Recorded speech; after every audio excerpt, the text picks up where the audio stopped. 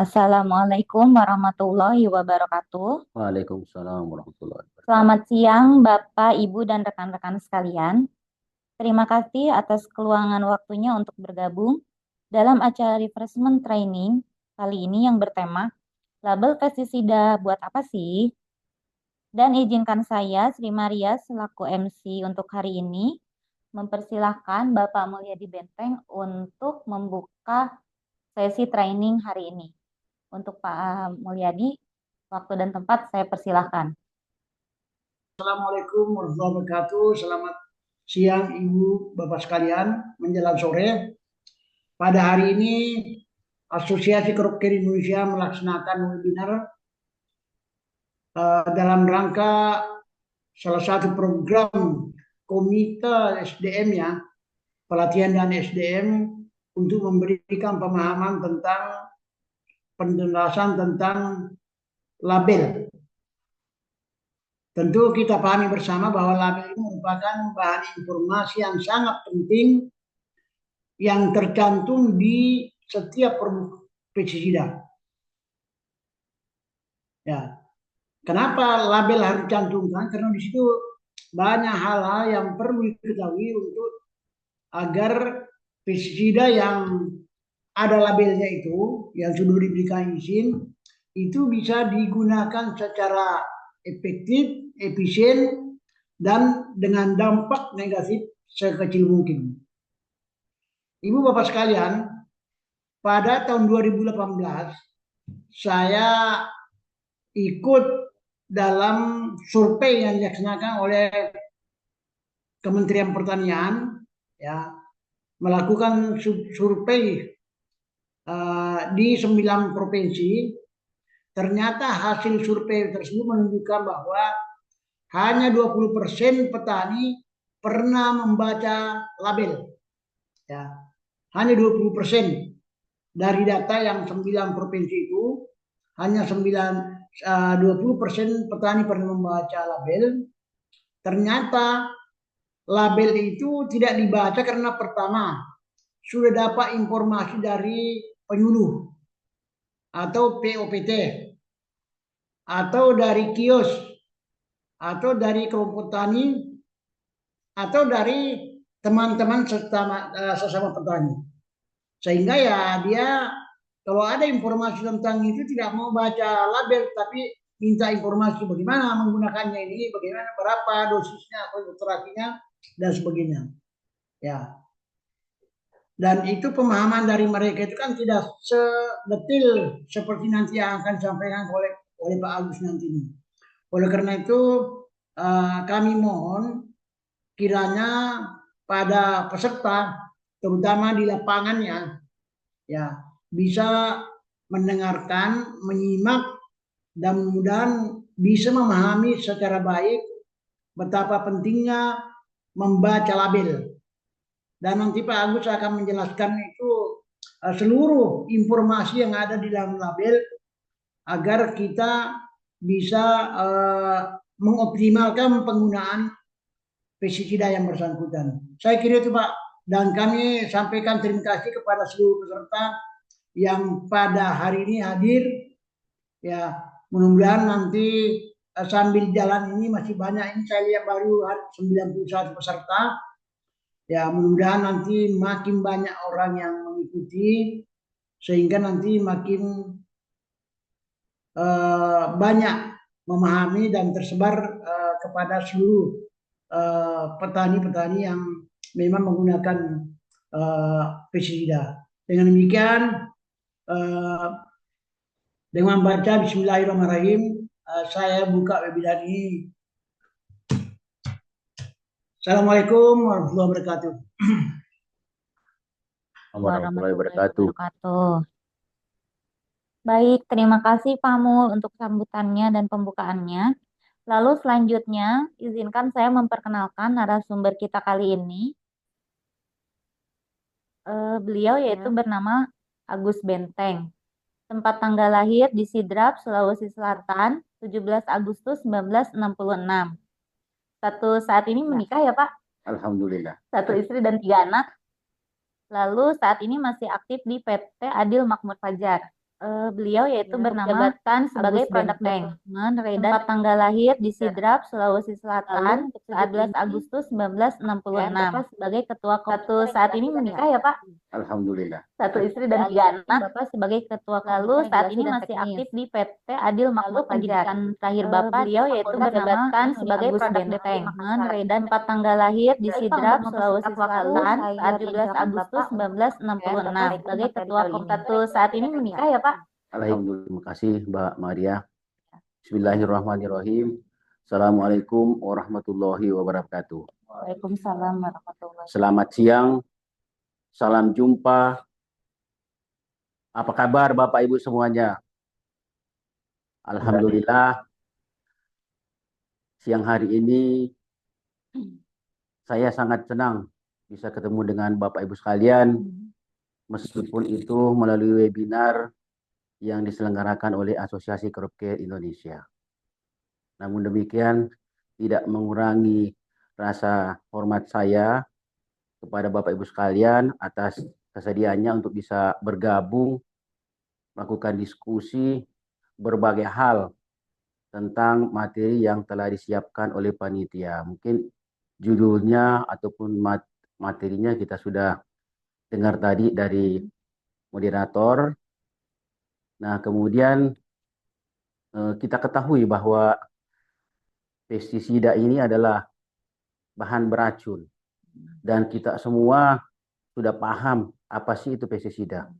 Karena semua yang kita terlibat dalam kegiatan ini, senantiasa profesi kita, kegiatan kita setiap hari itu bergelut dengan dunia pestisida. Baik secara langsung maupun tidak langsung. Oleh karena itu, pestisida ini karena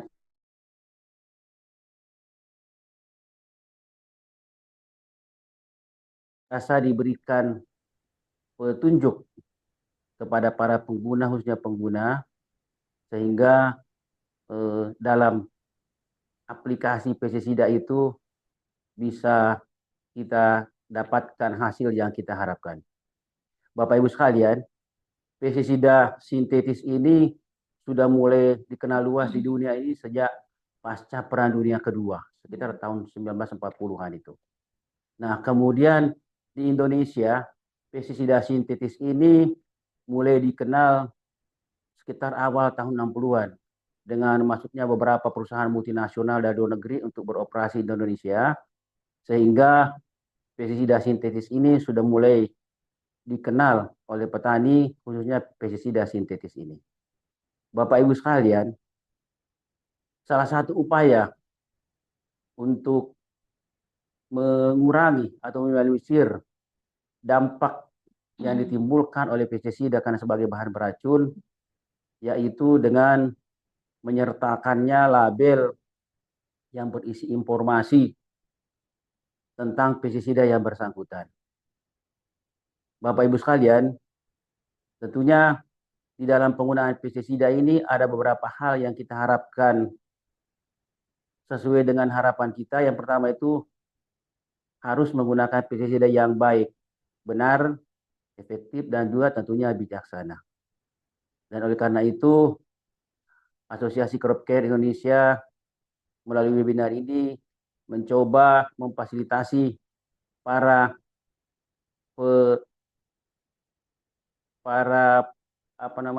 pengguna pestisida, ya, khususnya dan juga teman-teman yang bergerak dalam bidang pestisida, sehingga apa yang kita harapkan, informasi yang kita harapkan dari pestisida ini bisa sesuai dengan yang kita harapkan.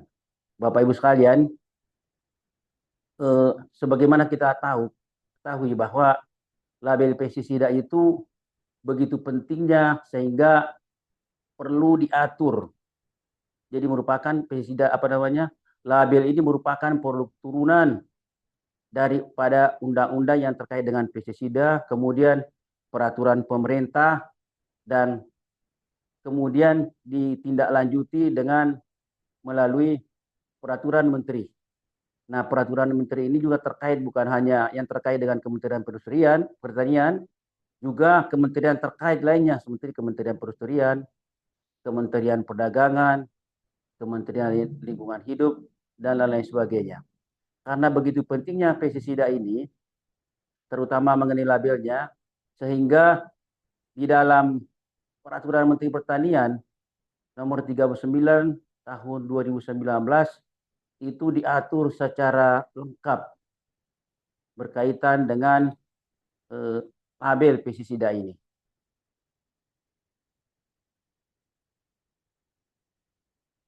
Nah, Bapak Ibu sekalian, jadi materi webinar kita pada siang ini adalah seputar pemahaman label. Karena memang ini sangat penting pemahaman label, sehingga pemerintah perlu mengatur label itu secara khusus melalui Peraturan Menteri Pertanian, baik label, wadah, maupun penamaan formulasi.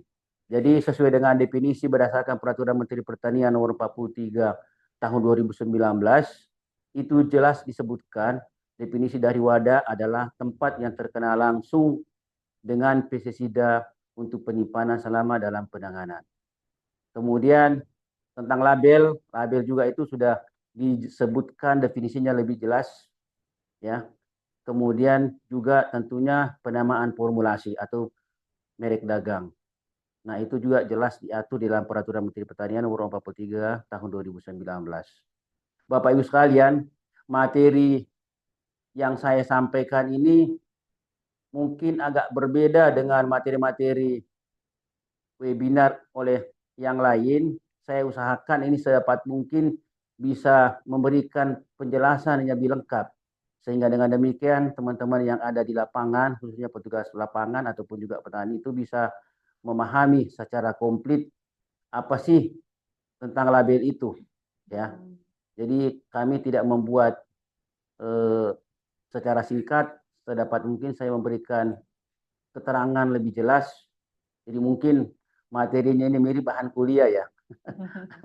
Jadi Bapak Ibu sekalian, itu biar teman-teman di lapangan itu bisa memahami lebih jelas, dan teman-teman juga yang tidak mengikuti acara webinar ini secara langsung nanti bisa memahami dengan memutar melalui YouTube. Kemudian, seberapa penting sih membaca label dan memahaminya itu, ya. Jadi membaca label pada kemasan pestisida sebelum menggunakan itu sama pentingnya dengan pestisida itu sendiri. Karena di dalam label itu berisi banyak hal yang terkait dengan pestisida. Berbagai informasi yang tercantum dalam label itu, nah, dengan prinsipnya itu adalah safety first, itu tujuan utamanya. Kemudian pada saat menggunakan pestisida, tentunya kita berharap memberikan manfaat yang lebih baik, memberikan manfaat yang efektif dalam pengendalian OPT, dan bukan sebaliknya menimbulkan efek yang tidak diinginkan atau efek negatif.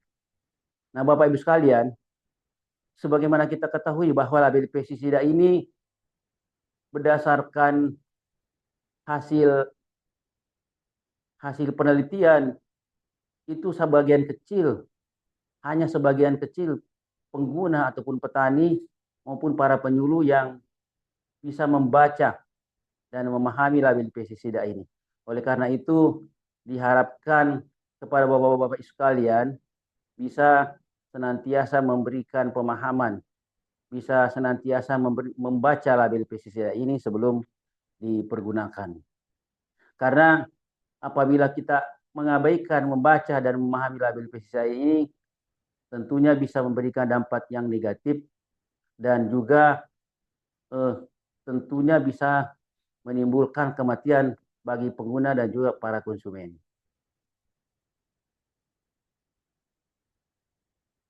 Nah, mengapa kita perlu membaca dan memahami label pestisida? Ada beberapa tujuan utama yang ingin kita capai terkait dengan perlunya kita membaca dan memahami label pestisida ini. Pertama itu terkait dengan keselamatan pengguna. Nah, saya kira ini yang paling penting karena mereka inilah yang terlibat langsung mulai dari penyimpanan, pencampuran dan penggunaan pestisida itu. Sehingga kemungkinan besar kepada para petani ataupun pengguna ini bisa terpapar dengan pestisida yang mereka gunakan. Oleh karena itu, mereka kita harapkan bisa membaca dan memahami pestisida. Jadi bukan hanya membaca, tetapi juga bisa memahami label itu. Kemudian tentunya juga untuk keselamatan konsumen. Nah, kenapa kita sampaikan di sini bahwa keselamatan konsumen? Karena apabila menggunakan pestisida yang tidak benar, contohnya menggunakan dosis yang lebih besar, tentunya residu yang terkandung dalam bahan tanaman dan selanjutnya akan dikonsumsi oleh konsumen, tentunya bisa memberikan dampak negatif terhadap konsumen. Dan yang ketiga tentunya terkait dengan kelestarian lingkungan, khususnya lingkungan ekologi. Nah, kita tahu semua bahwa pestisida ini adalah bahan beracun, sehingga apabila dalam penggunaannya tidak hati-hati, maka itu bisa memberikan dampak negatif terhadap lingkungan. Lanjut.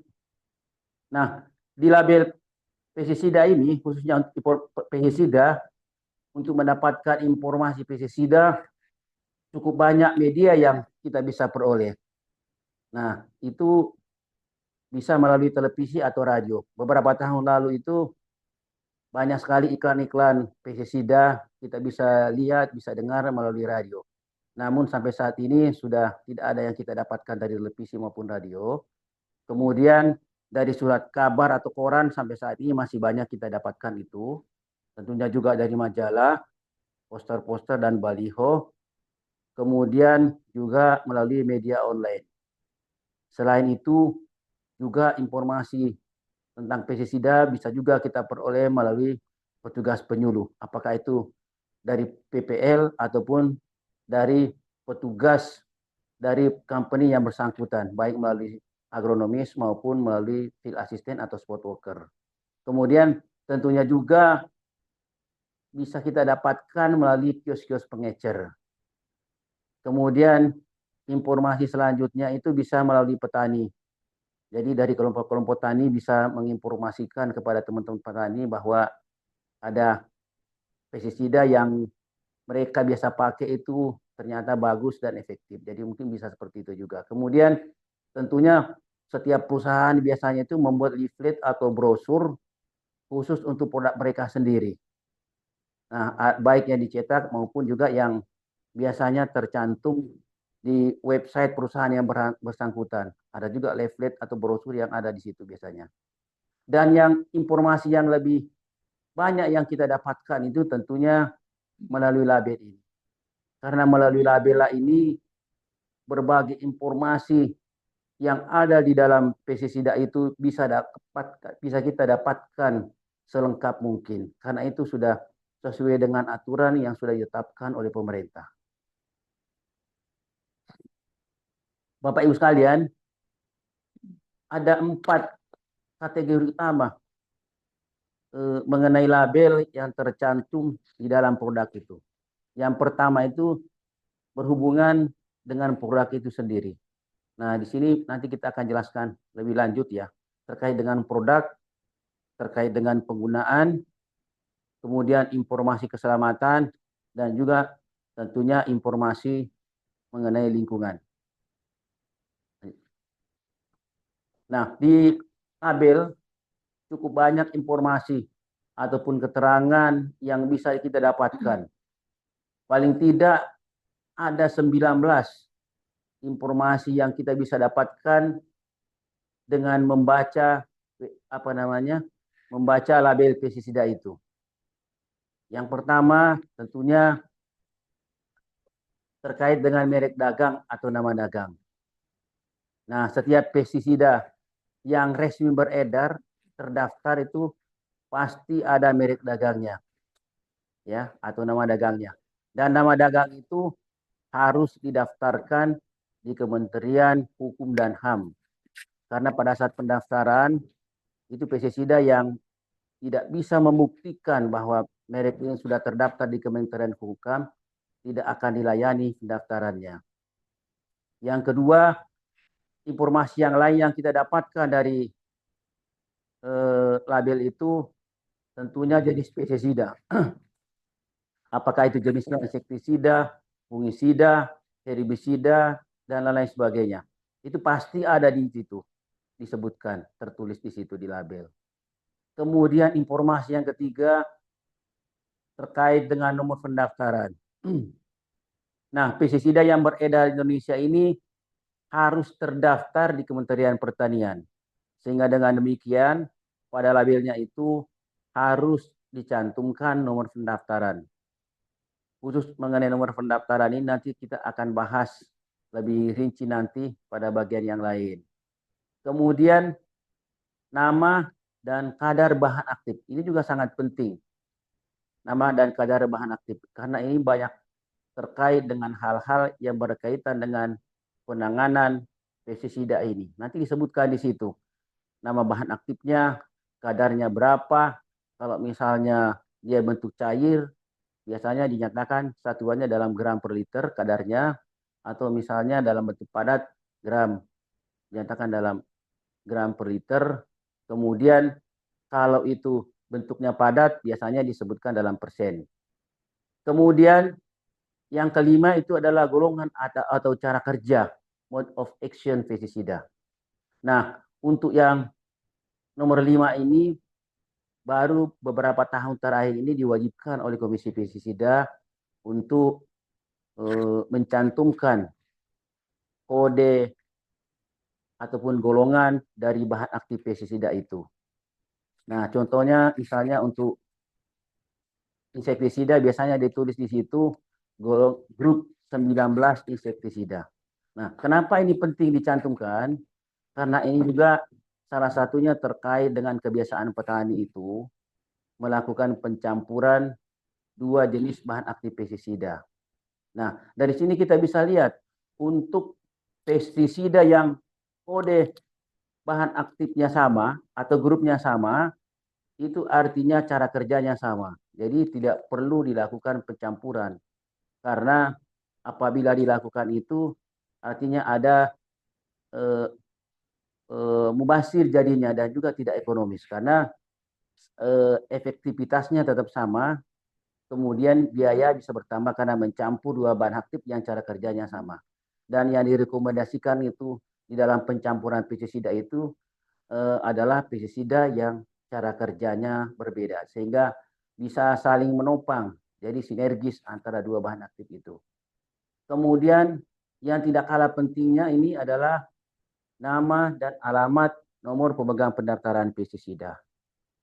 Ini sangat penting terkait dengan apabila terjadi hal-hal yang tidak inginkan terhadap pestisida ini, apakah itu pemalsuan atau misalnya ada pengguna yang keracunan, dan juga ada pengawasan dari Kementerian Pertanian, itu lebih mudah untuk dilacak, untuk ditelusuri posisi atau keberadaan dari perusahaan itu. Kemudian nomor 7 ini juga terkait isi dan berat bersih dalam kemasan. Jadi di dalam pestisida itu wajib dicantumkan isi bersihnya. Kalau misalnya 500 ml, di situ ditulis isi bersih 500 ml. Atau misalnya kalau itu bentuknya padat, dinyatakan isi bersih 1 kg atau 500 gram. Seperti itu ya, untuk setiap kemasan. Kemudian terkait juga dengan peringatan bahaya, ini juga sangat penting ya, karena di situ bisa memberikan informasi kepada pengguna tentang dampak ataupun bahaya-bahaya yang bisa ditimbulkan oleh pestisida yang bersangkutan. Kemudian tentunya juga terkait dengan bahaya-bahaya itu biasanya ada peringatan bahaya di situ. Kemudian ada klasifikasi, jadi penggolongannya dia masuk di kelas berapa, dan juga disertai dengan simbol-simbol bahaya. Nanti kita jelaskan lebih lanjut. Kemudian juga berisi petunjuk keamanan. Nah, biasanya di petunjuk keamanan ini biasanya dikhususkan kepada pekerja dan juga dampaknya menghindari dampak yang negatif terhadap lingkungan. Kemudian gejala keracunan itu juga penting disampaikan di situ. Gejala-gejala apa yang ditimbulkan oleh pestisida itu. Nah, untuk gejala keracunan ini biasanya setiap bahan aktif ataupun golongan pestisida itu biasanya gejala yang ditimbulkan itu berbeda-beda. Jadi tidak semua pestisida itu gejalanya sama, itu berbeda-beda. Baik dari bahan aktif maupun dari golongannya, golongan pestisida itu sendiri. Kemudian informasi selanjutnya juga dilengkapi dengan pertolongan pertama pada kecelakaan atau P3K. Nah, ini juga penting sebelum mendapatkan perawatan oleh petugas medis, ini juga terlebih dahulu perlu dilakukan ini apabila ada pengguna ataupun petani yang keracunan, itu bisa dilakukan tindakan pertolongan pertama pada keracunannya atau kecelakaan. Kemudian selanjutnya informasi yang tidak kalah pentingnya itu adalah perawatan medis atau dokter. Nah, biasanya di situ disebutkan secara lengkap perawatan apa yang perlu dilakukan ataupun tindakan apa yang perlu dilakukan terhadap si korban ini. Nah, untuk pestisida biasanya dicantumkan di situ antidot yang bisa diberikan oleh dokter dalam penanganannya kepada kepada si korban. Dan kadang-kadang ada juga yang tidak ada antidotnya. Nah, biasanya ditulis di situ disebutkan bahwa tidak ada antidot, lakukan perawatan menurut gejala yang timbul atau simptomatik. Nah, itu lengkap juga dijelaskan di situ.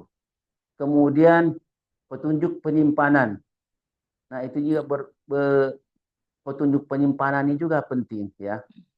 Karena terkait dengan keamanan terhadap anak-anak maupun hewan peliharaan, hewan ternak, dan juga terhadap bahan makanan yang ada di rumah itu. Kemudian petunjuk penggunaan. Ini juga yang tidak kalah pentingnya adalah petunjuk penggunaan. Karena di situ petunjuk penggunaan ini biasanya dicantumkan komoditi ataupun tanaman yang diaplikasikan. Kemudian di situ ada target ataupun sasaran hama ataupun OPT yang telah didaftarkan di Kementerian Pertanian, dan biasanya OPT-nya itu disebutkan dua nama ya, dua namanya, nama umum dan juga nama Latin. Kemudian juga di situ berisi dosis ataupun konsentrasi di petunjuk penyimpanan, dan juga tentunya ada keterangan lain cara dan waktu aplikasi. Nanti kita jelaskan lebih lanjut. Kemudian piktogram. Jadi piktogram ini wajib juga dilengkapi untuk setiap label pestisida itu. Kenapa perlu piktogram? Karena piktogram ini adalah pesan tersembunyi yang tidak disampaikan melalui kalimat, jadi hanya gambar atau simbol, sehingga ini memudahkan kepada para petani yang mungkin agak kesulitan membaca atau tidak bisa membaca. Dengan melihat piktogramnya itu, mereka sudah bisa membaca dan memberikan terjemahan terhadap informasi apa yang ada di dalam gambar ataupun petunjuk-petunjuk itu dalam bentuk piktogram. Kemudian juga dicantumkan nomor produksi, bulan, dan tahun produksi atau nomor batch biasanya ya, kalau nomor produksi. Kemudian juga disertakan batas kadaluarsa. Nah, untuk batas kadaluarsa ini belum lama juga diterapkan ya, baru beberapa tahun yang lalu itu diwajibkan, karena memang di salah satu peraturan Menteri Perdagangan itu mewajibkan setiap produk yang akan digunakan oleh konsumen itu wajib dicantumkan batas kadaluarsanya. Namun demikian, batas kadaluarsa untuk pestisida dengan makanan itu tentunya beda. Nanti kita akan jelaskan nanti. Kemudian untuk pestisida yang tidak digunakan ataupun tidak terdaftar untuk tanaman padi, itu wajib ditulis di situ tidak untuk tanaman padi. Jadi ada kalimat tidak untuk tanaman padi. Karena kita ketahui bahwa di tanaman padi ini persoalan yang terkait dengan hama ya, penggunaan insektisida itu sangat kompleks.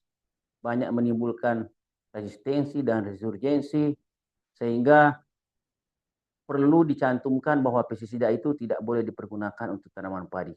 Meskipun dalam teorinya itu boleh digunakan untuk tanaman padi, tetapi kalau itu tidak terdaftar, tidak direkomendasikan oleh Kementerian Pertanian, itu tidak boleh digunakan untuk padi. Sehingga ditambahkan tidak untuk tanaman padi. Ini perlakuan khusus untuk tanaman padi. Kemudian yang terakhir, negara pembuat. Jadi pestisida itu dibuat di mana? Sumbernya dari mana? Diimpor dari mana? Diproduksi di mana? Nah, ini juga baru beberapa tahun terakhir ini diterapkan karena harus mengikuti salah satu peraturan Menteri Perdagangan yang mewajibkan setiap produk yang beredar di Indonesia itu wajib mencantumkan negara pembuat atau made in. Jadi misalnya bahan aktif pestisida itu kita impor, kemudian diformulasi di Indonesia, maka negara pembuatnya adalah Indonesia. Dan apabila pestisida itu diimpor barang yang siap jadi dan hanya dilakukan pengemasan ulang di Indonesia, maka negara pembuatnya ditulis sesuai dengan sumber formulasi pestisida yang bersangkutan. Apakah dari China, dari Korea, dan lain-lain sebagainya. Saya kira itulah informasi atau keterangan yang ada pada label. Minimal ada 19 poin yang tercantum yang bisa kita dapatkan dari membaca dan memahami label pestisida itu. Nah, ini salah satu contoh label pestisida ya. Ini sudah tercantum semua di sini, Pak. Ada nama dagangnya di situ ya. Kemudian ada nomor pendaftarannya, ada bahan aktifnya.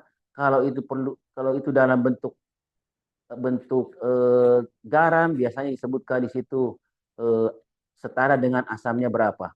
Kemudian ini ada juga golongan pestisida yang saya sampaikan tadi, ada di situ HRAC grup G herbisida. Jadi kalau misalnya grupnya sama itu selayaknya tidak perlu dilakukan pencampuran. Kemudian di bagian lain itu ada tulisan peringatan bahaya, petunjuk keamanan. Sekira sudah teman-teman yang ada di lapangan sudah sangat familiar dengan keterangan-keterangan yang ada di label ini. Nanti kita akan jelaskan nanti satu persatu ya. Ini contoh label yang biasa beredar, label yang lengkap ya, berisi lengkap keterangan yang biasa beredar di lapangan. Tapi ini hanya contoh ya, contoh label pestisida. Lanjut Mas. Kemudian pestisida di Indonesia ini sudah cukup banyak ya, sudah cukup banyak. Informasi terakhir dari Kementerian Pertanian sampai tahun 2023 itu ada kurang lebih 5.600-an pestisida yang sudah terdaftar di Indonesia. Apakah itu insektisida, herbisida, fungisida, kemudian herbisida lain-lainnya itu termasuk rodentisida, bakterisida, itu jumlahnya ada sekitar 5.600-an yang sudah terdaftar di Kementerian Pertanian. Nah, kalau kita melihat nomor pendaftaran terakhir itu sudah sampai 7.000-an. Sudah sampai 7.000-an nomor pendaftaran pestisida di Indonesia. Kenapa ada perbedaan begitu? Yang terdaftar itu 5.600-an, sedangkan nomor pendaftaran yang terakhir itu 7.000-an. Karena nomor pendaftaran ini berlaku seumur hidup.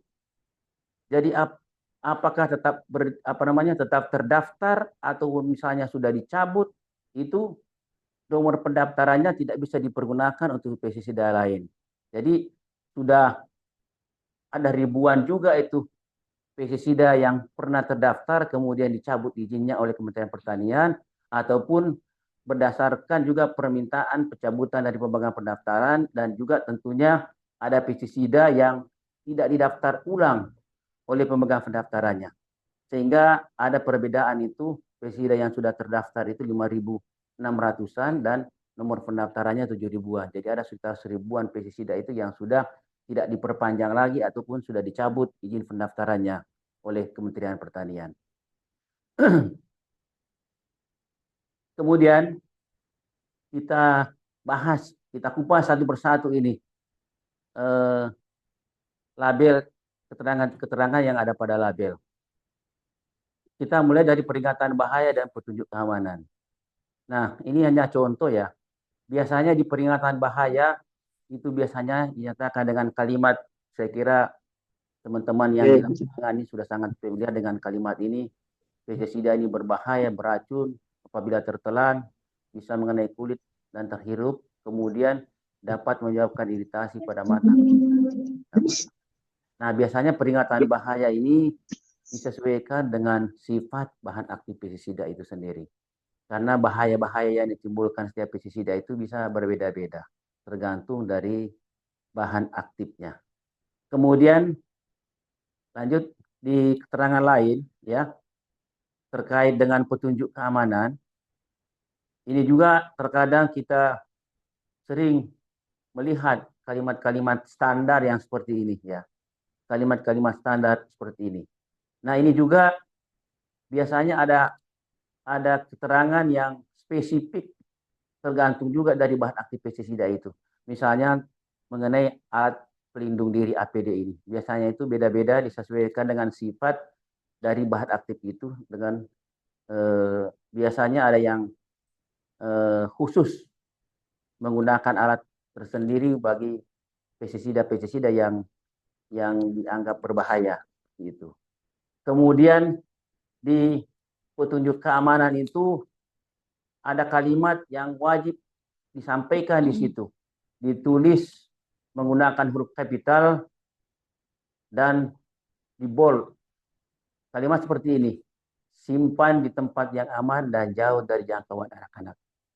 Jadi di label pestisida ini harus ada kalimat ini dan hurufnya harus menggunakan huruf kapital dan di bold dan ditempatkan pada bagian yang gampang, yang mudah dilihat pada bagian label pestisida itu.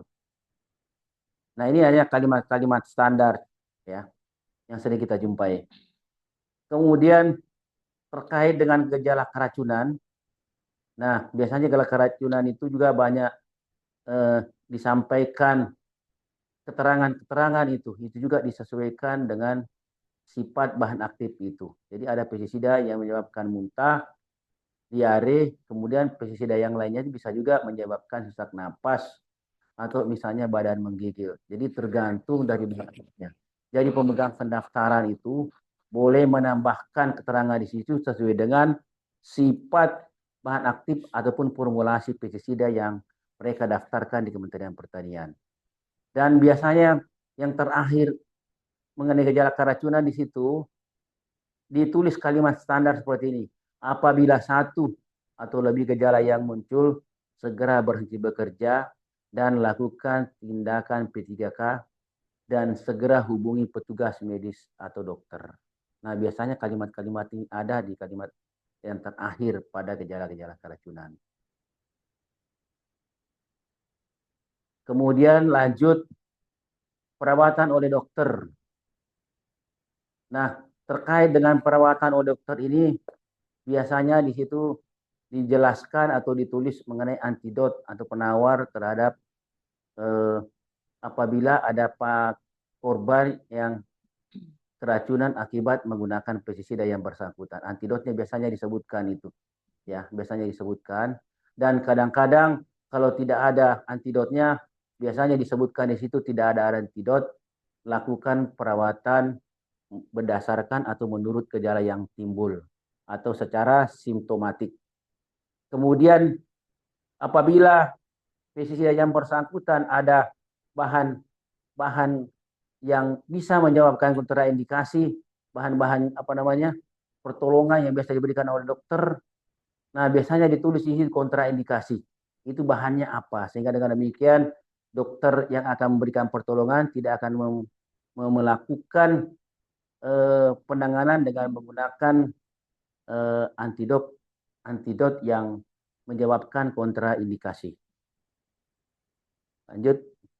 Nah, kemudian ini juga kalimat-kalimat ini juga sudah standar saya kira ya untuk pertolongan pertama pada keracunan ya. Kemudian itu biasanya ada juga keterangan-keterangan atau tambahan keterangan untuk pestisida yang memang sifat bahan aktifnya itu berbeda dari sifat bahan aktif pestisida pada umumnya.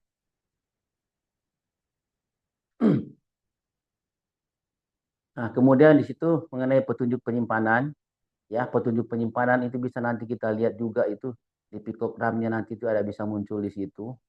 Kemudian kalimat-kalimat standar yang biasanya kita temukan di label terkait dengan petunjuk penyimpanan itu biasanya seperti ini kalimatnya, simpanlah pestisida ini dalam wadah aslinya. Jadi jangan dipindah wadahkan karena itu bisa berbahaya. Nah, kemudian tertutup rapat di tempat yang aman, sejuk, kering, dan tidak langsung terkena sinar matahari.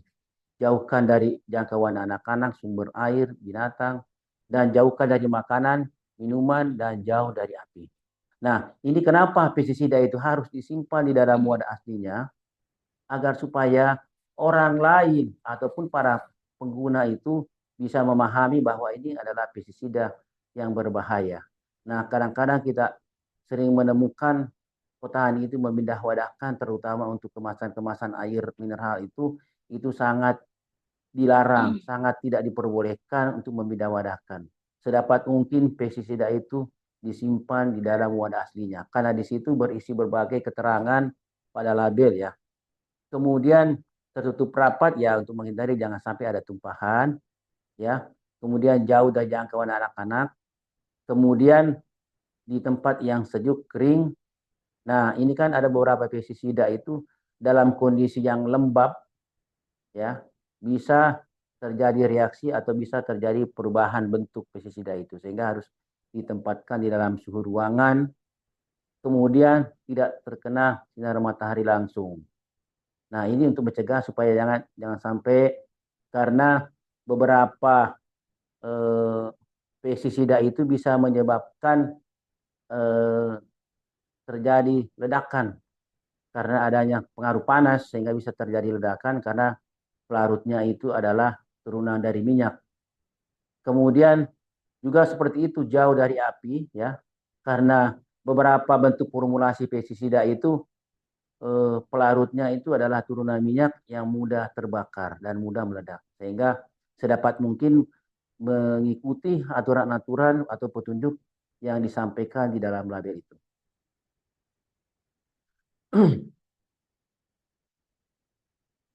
Kemudian terkait dengan petunjuk penggunaan, ya target atau sasaran, kemudian dosis konsentrasi, dan juga tentunya cara dan waktu aplikasi. Nah, di petunjuk penggunaan ini terkait semua dengan itu, tercantum. Nah, mengapa petunjuk penggunaan yang terkait dengan sasaran, dosis, cara dan waktu aplikasi harus ditulis dengan benar? Nah, karena ini bisa menimbulkan berbagai masalah ya, terutama agar tidak terjadi hal-hal yang tidak diinginkan. Yang pertama itu agar efektif terhadap OPT sasaran. Jadi kalau misalnya ditulis 2 ml per liter air, ya sebaiknya mengikuti dosis yang direkomendasikan itu. Ya, kemudian itu tujuan utamanya itu agar tidak mematikan OPT bukan sasaran. Jadi ada OPT yang kebetulan ada di tanaman itu tapi bukan sasaran, ya sedapat mungkin tidak bisa diharapkan tidak membunuh OPT sasaran meskipun itu adalah OPT yang bisa merugikan. Tetapi kalau bukan sasaran terhadap tanaman yang akan diperlakukan itu sedapat mungkin bisa dihindari. Kemudian yang lebih penting itu tidak menimbulkan resistensi dan resurgensi OPT sasaran. Nah, ini kenapa harus sesuai dengan dosisnya, kenapa harus sesuai dengan targetnya atau hamanya atau OPT-nya agar tidak terjadi resistensi dan resurgensi. Karena biasanya di dalam penggunaan dosis yang tidak sesuai dengan aturan itu bisa menimbulkan berbagai dampak, diantaranya adalah resistensi hama dan resurgensi. Kemudian tentunya juga diharapkan dengan mengikuti petunjuk penggunaan itu tidak menyebabkan fitotoksik pada tanaman. Jadi ada beberapa pestisida yang terutama pelarutnya ini adalah turunan minyak, itu apabila salah di dalam mengaplikasikan, di dalam menerapkan dosisnya itu bisa menyebabkan fitotoksik terhadap tanaman. Kemudian yang lebih penting itu tidak menyebabkan kematian musuh alami. Nah, biasanya ini semuanya pengujian-pengujian ini dilakukan pada padi ya. Kemudian yang tidak kalah pentingnya ini menghindari terjadinya pencemaran lingkungan. Ya, lingkungan. Nah, ini contoh petunjuk penggunaan pada label pestisida.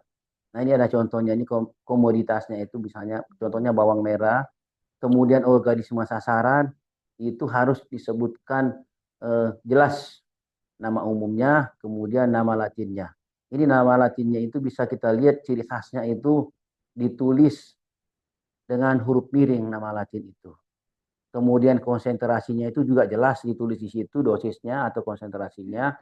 Kemudian keterangan cara dan waktu aplikasi. Nah, biasanya ditulis di situ penyemprotan volume tinggi. Nah, kalau misalnya harus menggunakan sprayer, itu biasanya ditulis penyemprotan volume tinggi. Nah, biasanya larutan semprot biasanya kita dapatkan itu antara 200 sampai 400 liter per hektar ya. Kemudian keterangan lain juga yang bisa kita dapatkan di situ, lakukan penyemprotan pada saat hama sasaran telah mencapai ambang pengendaliannya. Ya, kalau itu insektisida ya. Nah, biasanya kalau di herbisida biasanya ditulis keterangan di situ, lakukan penyemprotan pada saat gulma tumbuh subur dan aktif. Nah, kemudian untuk pestisida yang biasanya akan dipanen, biasanya itu ada keterangan juga di situ. Jadi ditulis aplikasi terakhir 14 hari sebelum panen. Nah, ini tergantung dari sifat bahan aktif ataupun formulasi pestisida yang bersangkutan. Karena setiap pestisida ataupun formulasi dengan formulasinya itu efek residunya itu berbeda-beda ya. Ini hanya untuk menghindari efek residu terhadap bahan tanaman yang akan dipanen. Nah, ini untuk menjaga juga keselamatan konsumen ya. Kemudian kadang-kadang juga ditambahkan apabila belum jelas, hubungi petugas pertanian yang berwenang. Jadi petugas pertanian apakah itu PPL, kalau dari perusahaan mungkin agronomis, field assistant ataupun spot worker. Ya. Nah, kemudian untuk label pestisida biasanya ini sangat beragam, sangat bervariasi ya. Ada yang ukurannya sangat kecil. Mungkin kalau yang cair itu ada yang sampai 100 mili ya, mungkin ada 50 mili juga ya. Sehingga itu tidak memungkinkan seluruh keterangan yang wajib dicantumkan di label pestisida itu tidak cukup tempatnya ya. Karena kalau harus dicetak lebih kecil juga nanti tidak bisa terbaca ya, tidak bisa kebaca. Sehingga perlu ditulis di lembaran lain ya. Karena kalau ditulis di label yang menempel pada wadah itu tidak memungkinkan, sehingga perlu dibuat pada lembaran lain yang terpisah dengan wadah pestisida itu. Dan itu biasanya diberikan keterangan ya pada wadah ataupun label pestisida itu kalimatnya seperti ini. Bacalah petunjuk yang lengkap pada lembaran terpisah yang menyertai wadah ini. Jadi lembaran ini ditempel, dilipat dan ditempel pada label atau kemasan pestisida yang bersangkutan dan sedapat mungkin tidak gampang lepas ya. Kecuali kalau memang sengaja dicabut itu baru bisa lepas. Jadi kalau hanya gesekan, benturan itu sedapat mungkin dibuat sebaik mungkin sehingga tidak musnah copot. Nah, kemudian kadang-kadang di label ini banyak juga keterangan-keterangan itu terkait dengan bentuk formulasi ya. Jadi di Peraturan Menteri Pertanian itu nomor 53 tahun 2019 di situ disebutkan definisi daripada formulasi pestisida. Campuran bahan aktif dengan bahan tambahan dengan kadar dan bentuk tertentu yang mempunyai daya kerja sebagai pestisida sesuai dengan tujuan yang direncanakan.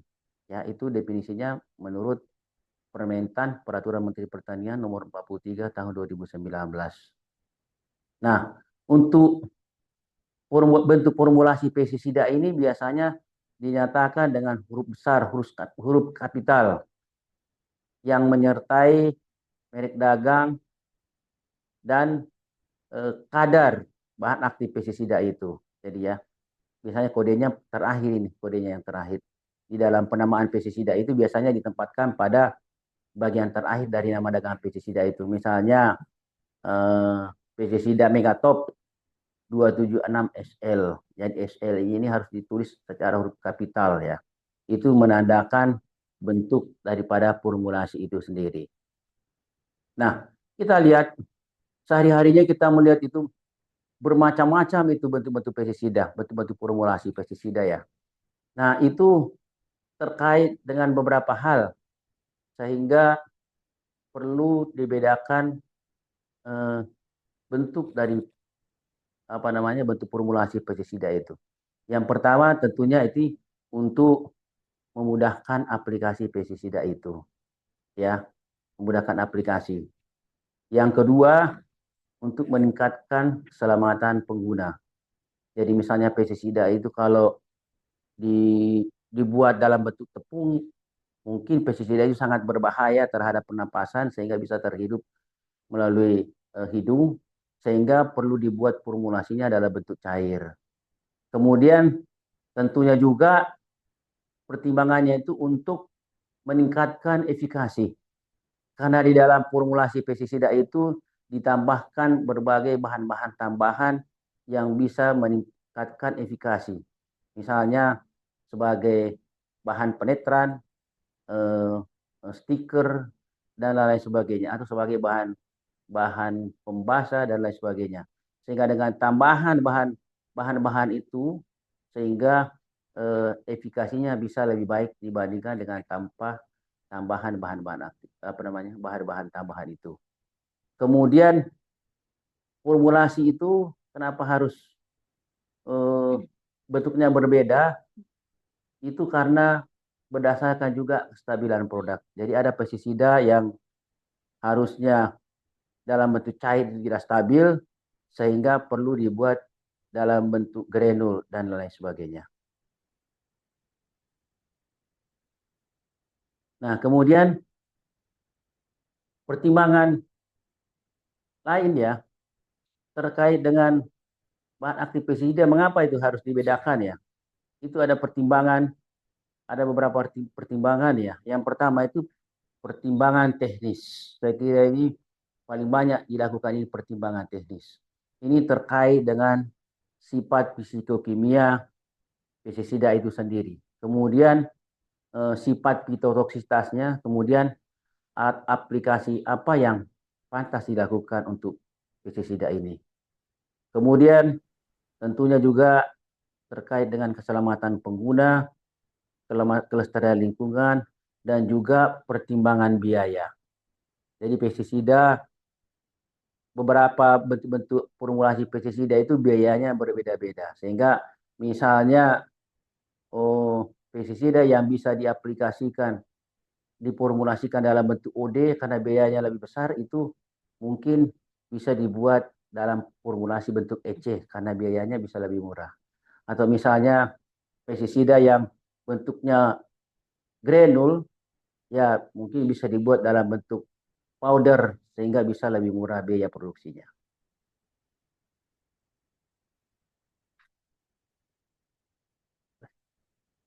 Kemudian di Indonesia ini ataupun di dunia ini tentunya banyak sekali bentuk-bentuk formulasi pestisida. Jadi kode-kodenya itu disesuaikan, tadi sudah dijelaskan ya, kenapa harus dibedakan, pertimbangan apa. Nah, kemudian bentuk-bentuk formulasi itu disesuaikan dengan sifat fisik dari formulasi pestisida itu. kalau di Indonesia itu cukup banyak juga ya, apalagi di dunia ini. Di sini kami hanya menjelaskan beberapa ya, contohnya vegetable powder ya. Mungkin teman-teman di lapangan ini sering melihat ini ya, formulasi WP biasanya ini kadarnya sangat tinggi kalau formulasi WP. Dan ini artinya vegetable powder ya, tepung yang dapat dibasahi dan tidak larut dalam air. Nah, makanya biasanya itu ada problem ini.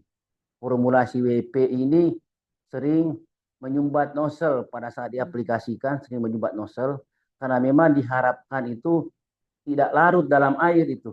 Bahan aktifnya tidak larut dalam air dan diharapkan hanya menempel pada bagian luar daripada tanaman yang diaplikasikan.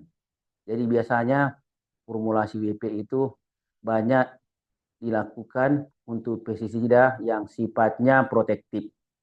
Jadi biasanya kalau kita lihat di pasar ataupun di lapangan itu ya, pestisida yang sering diaplikasikan dengan pestisida bentuknya WP biasanya ada tepung-tepung yang nempel di situ di buah itu. Misalnya pada tomat ya, sering putih.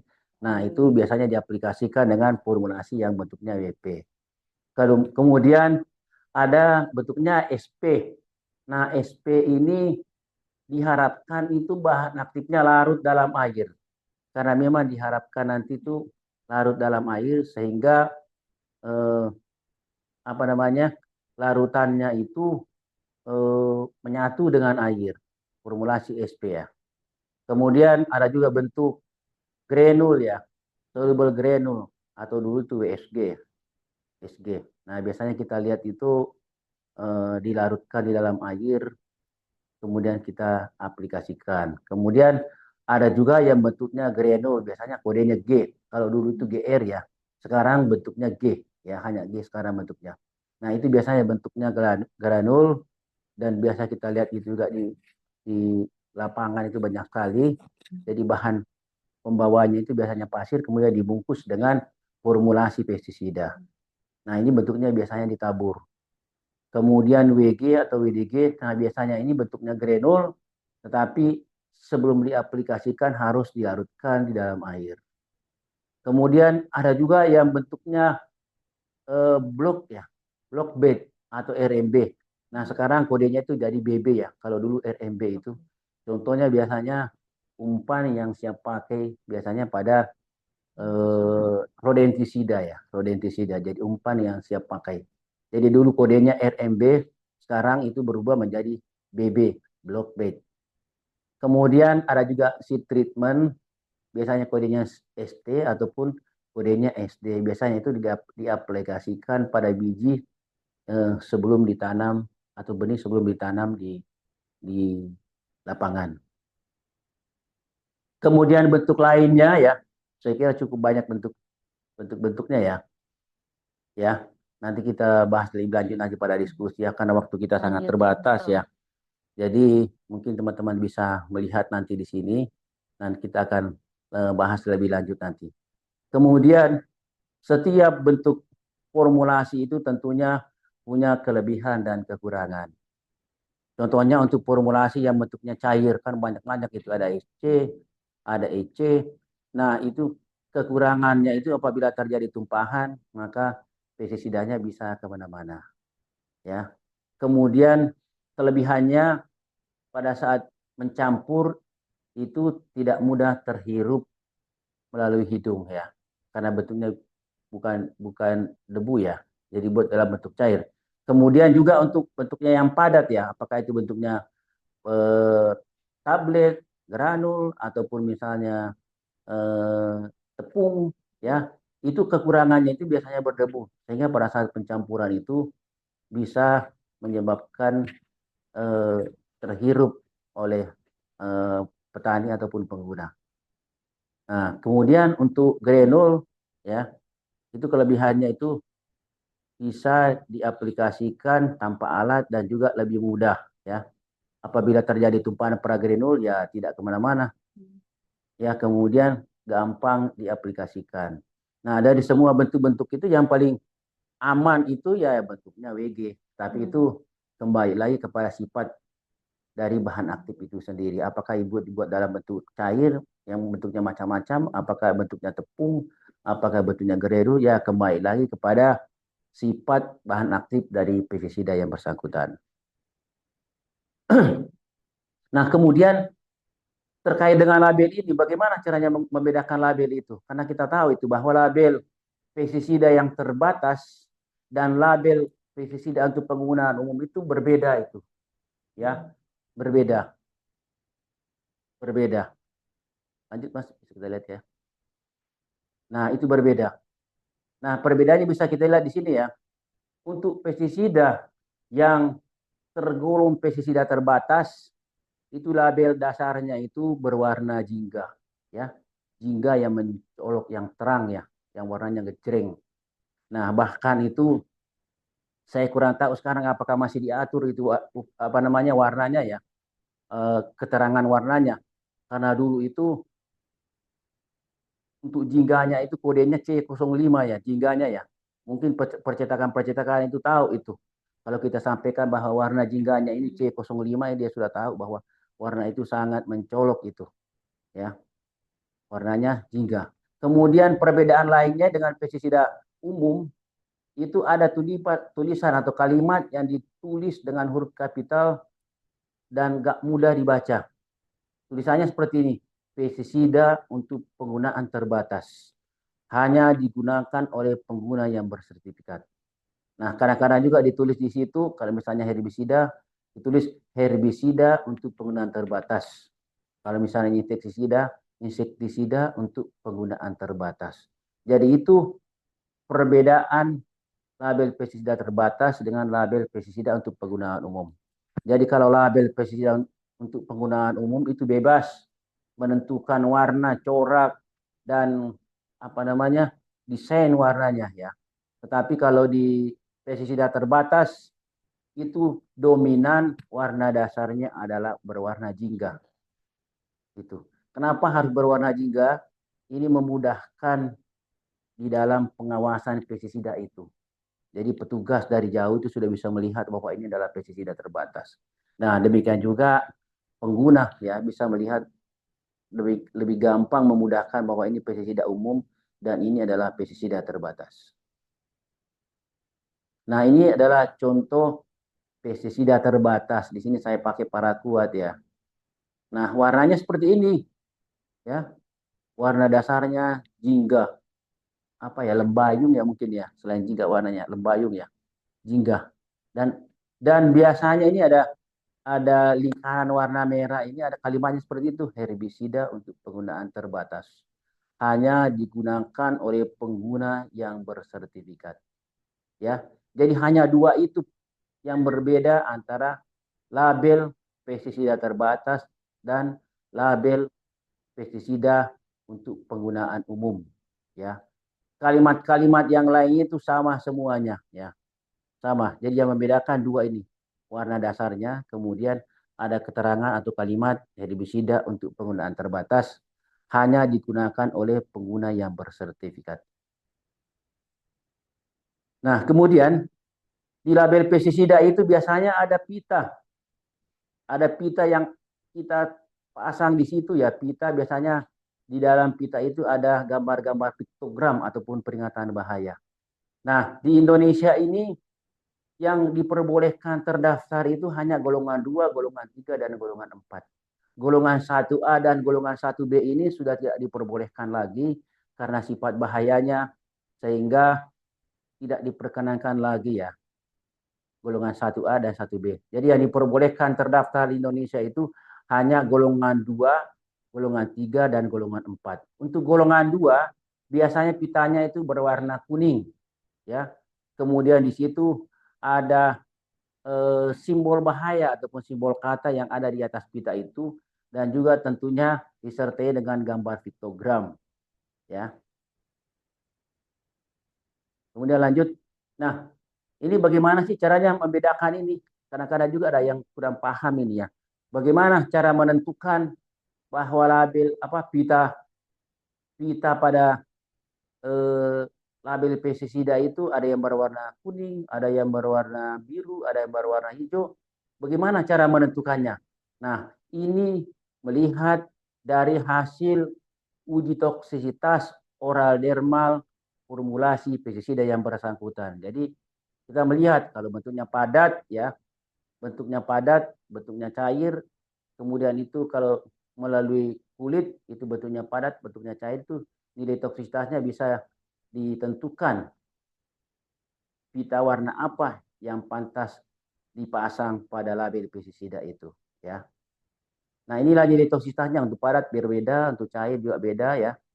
Kemudian itulah nilai yang menentukan warna apa yang harusnya kita cantumkan pada label itu. Nah, kemudian ini ada perbandingan beberapa label pestisida di, mungkin ada keterangannya di sebelah ya Mas ya.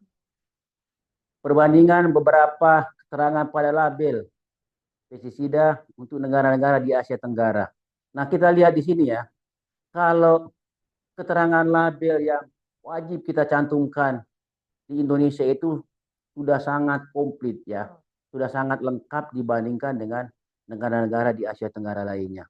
Jadi kita lihat Indonesia ini hampir semuanya keterangan yang penting itu sudah ditambahkan di dalam label pestisida. Nah, kemudian kita lihat perbandingan ya, masih ada kalimatnya ya Mas. Nah, kita lihat ya perbandingan keterangan PITA ya, keterangan PITA dan juga peringatan bahaya ya, simbol-simbol bahaya terhadap beberapa negara di Asia Tenggara.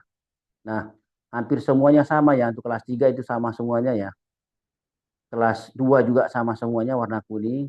Nah, untuk kelas 4 ini itu berbeda-beda ya. Untuk Kamboja dan Malaysia itu tidak ada warnanya, kemudian Indonesia hijau, dan untuk Thailand itu menggunakan warna biru. Ya, untuk pita pada label pestisida itu. Nah, kemudian ini kita lihat ya, simbol-simbol bahaya ya, untuk kelas 2, kelas 3, dan juga kelas 4 di beberapa negara ya. Mungkin sedikit ada perbedaan, tetapi pada umumnya hampir sama. Nah, kemudian itu diharapkan ini ada harmonize standar ya untuk negara-negara Asia Tenggara ini. Namun demikian sampai saat ini belum bisa diterapkan semuanya ya. Masih seperti ini, yang sebelah kiri yang warna hitam itu masih seperti itu yang berlaku untuk beberapa negara di Asia Tenggara. Dan diharapkan ini yang merah ini yang terakhir nanti seperti itu nanti standarnya untuk Asia Tenggara. Lanjut. Nah, piktogram, apa sih piktogram itu? Ya, piktogram itu merupakan simbol, gambar, atau tanda khusus yang memiliki arti yang sebelumnya sudah menjadi kesepakatan ya, mungkin juga sudah jadi kesepakatan internasional ya. Jadi itu berisi pesan-pesan tersembunyi yang tidak disampaikan dengan kalimat ataupun dengan kata-kata. Ini untuk memudahkan bagi pengguna ataupun petani yang tidak bisa membaca ya. Jadi hanya dengan melihat simbol-simbol piktogram ini mereka sudah bisa memahami. Contohnya untuk penyimpanan ya, terkait dengan penyimpanan. Di situ ada gambarnya, ini artinya simpanlah pestisida di dalam wadah tempat yang aman, terkunci dan jauh dari jangkauan anak-anak. Itu ada gambar ibu-ibu harus megang ke atas ya. Berarti itu diharapkan tidak terjangkau oleh anak-anak. Kemudian terkait dengan penggunaan ya. Penggunaan diharapkan pada saat mencampur, menuang, diharapkan menggunakan sarung tangan. Itu ada dua di situ ya. Ada bentuknya cair, itu botol, kemudian ada bentuknya padat, itu menggunakan saset atau kemasan kantongan ya. Jadi itu artinya gunakan sarung tangan pada saat mencampur pestisida ini. Kemudian di situ ada gambar orang melakukan penyemprotan. Nah, itu bisa diartikan bahwa pestisida ini diaplikasikan dengan menggunakan alat semprot gendong atau punggung. Ya, selanjutnya kita bisa lihat yang sering kita lihat di label ya, biasanya piktogram ini ditempatkan di bagian atas daripada pita yang di label pestisida itu. Nah, ini untuk keamanan pekerja dan pengguna ya. Kita lihat di sini harus menggunakan sarung tangan. Kemudian di sini harus menggunakan spray shield ya, penutup wajah. Dulu kan waktu kita zaman COVID ya, face shield namanya ya mungkin ya. Nah, kemudian di sini ada terlihat ada keran, ada orang yang membasuh muka, itu artinya membersihkan anggota tubuh setelah melakukan ataupun bekerja dengan pestisida ini. Kemudian yang terakhir di situ ada yang menggunakan celemek warna hitam di situ atau apron ya. Itu diharapkan pada saat bekerja dengan pestisida ini menggunakan celemek atau apron. Nah, kemudian di situ ada tanda gambarnya menggunakan sepatu boot. Kemudian menggunakan masker penutup mulut dan hidung. Kemudian di situ ada gambar respirator. Nah, biasanya respirator ini digunakan oleh pestisida-pestisida khusus yang bentuk formulasinya dan cara aplikasinya menggunakan alat-alat khusus. Misalnya melalui penguapan atau misalnya melalui fumigasi, itu biasanya menggunakan alat respirator ya. Kemudian di sini gambar terakhir itu ada keterangan di situ, itu artinya menggunakan pakaian atau yang berlengan panjang. Kemudian menggunakan celana panjang.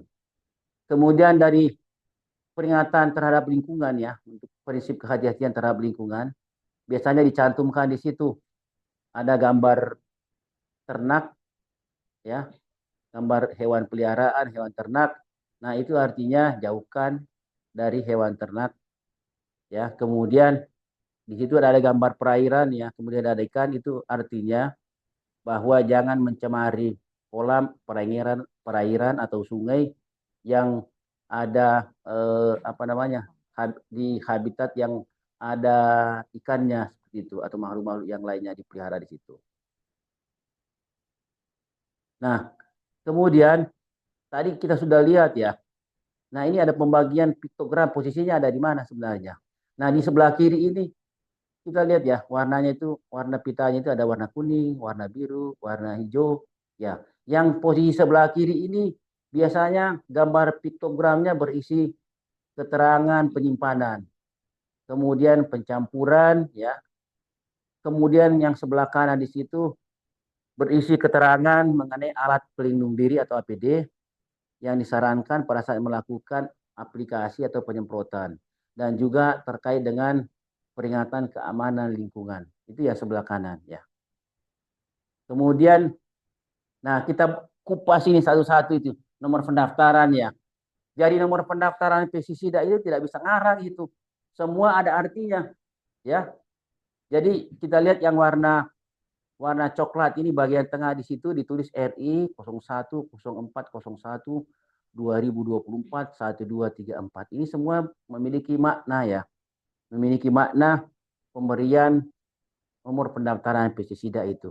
Kita lihat ya. Kalau RI ini pasti sama semuanya. Semua pestisida yang memiliki izin tetap pasti ada RI-nya ya. Kemudian di sini ada kolom pertama ini 01. Itu menandakan bahwa pestisida ini berdasarkan bidang penggunaannya mengenai pengelolaan tanaman ya 01 ya. Jadi kalau misalnya itu pestisida itu untuk peternakan ya harus ditulis 02 dan seterusnya ya, sesuai dengan bidang penggunaannya. Kemudian yang selanjutnya itu ada 04 ya. Itu menandakan kode jenis pestisida. Apakah dia termasuk insektisida, fungisida, herbisida dan lain-lain sebagainya ya.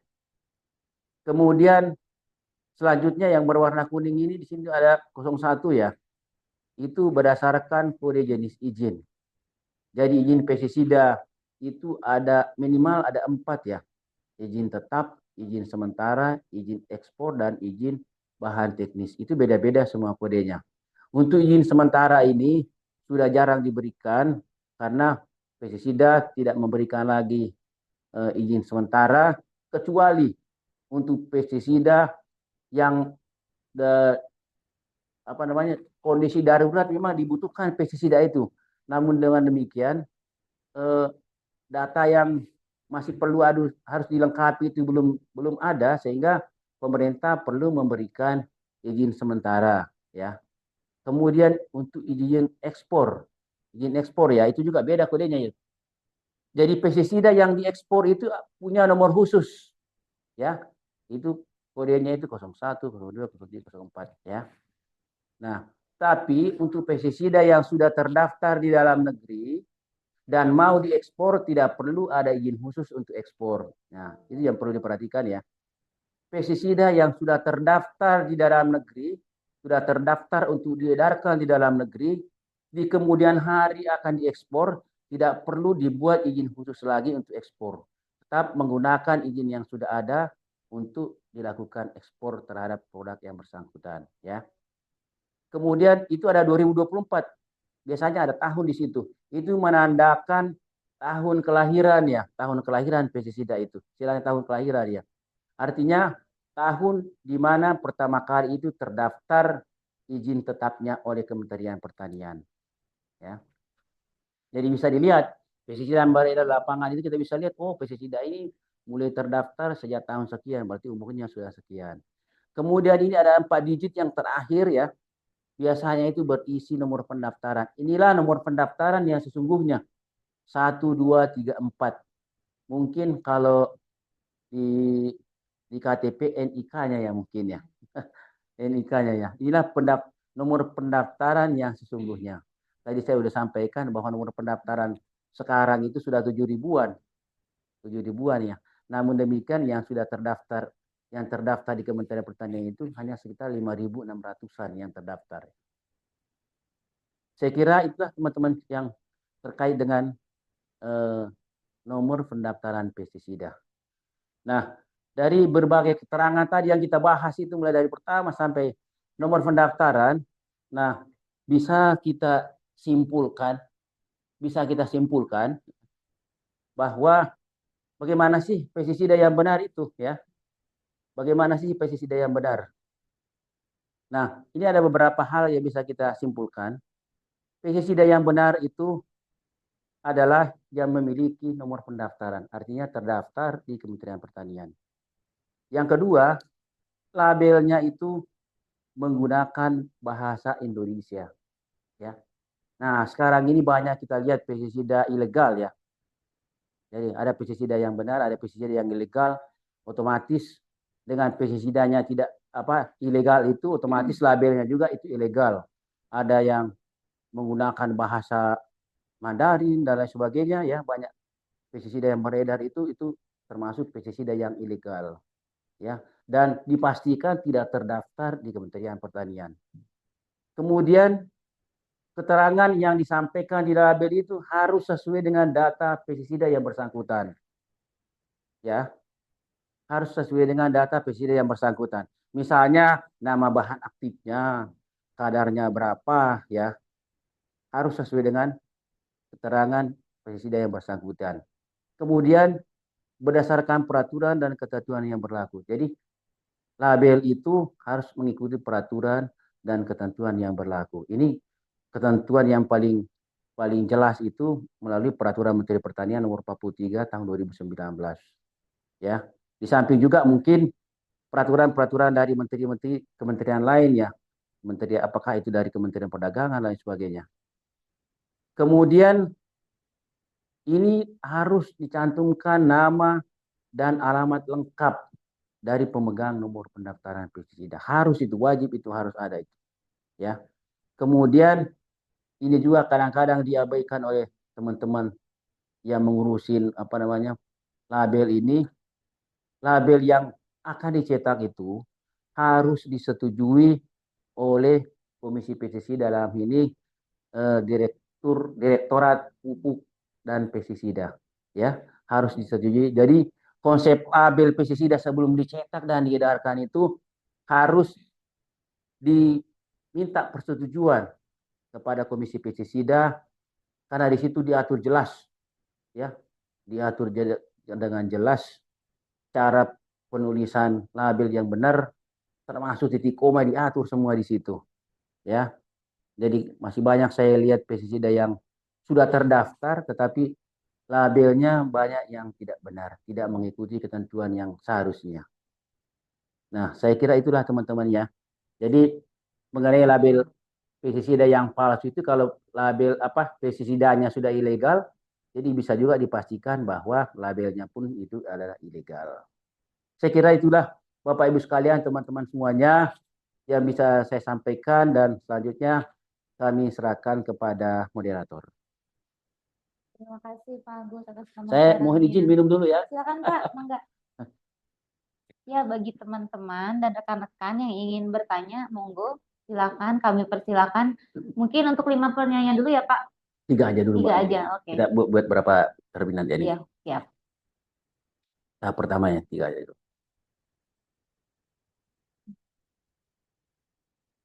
Apakah ada pertanyaan teman-teman?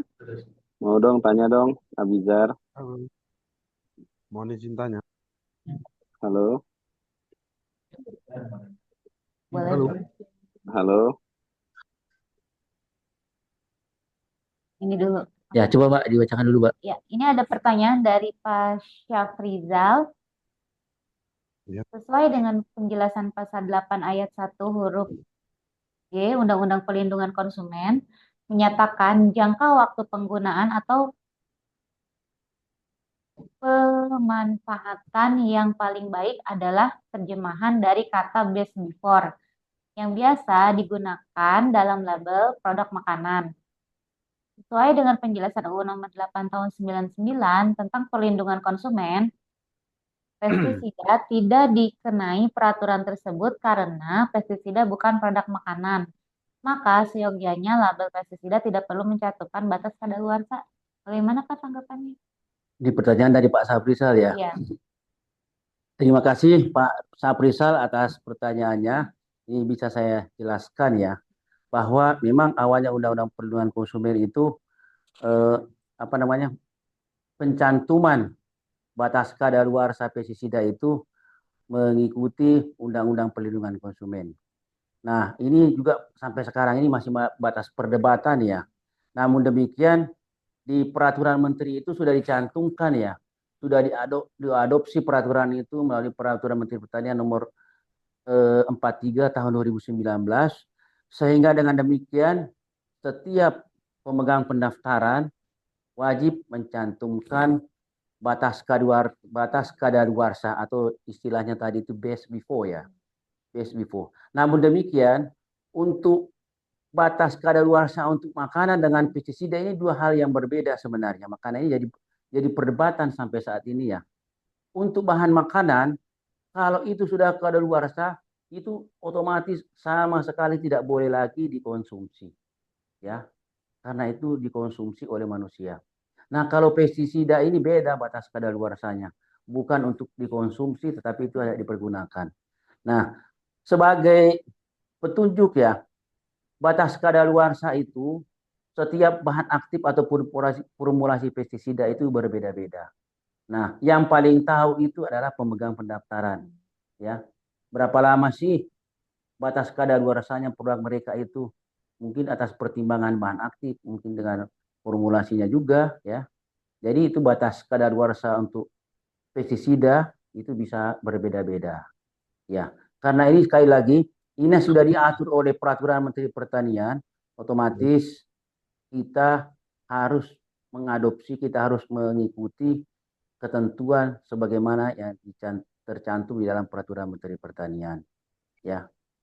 Nah, memang menjadi perdebatan. Tetapi kalau pestisida yang sepanjang tidak ada perubahan warna, tidak ada perubahan formulasi, apakah misalnya ada pengendapan, perubahan warna, itu masih layak dipergunakan. Dan umumnya pestisida ya, setelah 2 tahun memang biasanya ada penurunan efektivitas bahan aktifnya sekitar 1-2% lah kira-kira itu. Sehingga itu kalaupun itu terjadi itu masih belum masih boleh dimanfaatkan itu. Nah, masalahnya sekarang teman-teman ini di lapangan yang sering merahasia ini pasukan yang bawa baju coklat ini biasanya yang melakukan ini. Ya, kalau teman-teman dari pengawas pupuk pestisida masih bisa memahami lah mengenai batas kadaluarsa ini. Dan ini memang paling banyak juga masalah yang ditimbulkan di lapangan. Mungkin juga nanti pada revisi peraturan Menteri Pertanian nomor 43 nanti insya Allah asosiasi bisa mengusulkan bahwa tidak perlu dicantumkan batas kadaluarsa. Jadi sepanjang tidak ada perubahan, tidak ada kerusakan kemasan, dan juga tidak ada terjadi endapan pada pestisida yang bersangkutan, itu selayaknya masih boleh dimanfaatkan. Meskipun sudah beberapa tahun ya.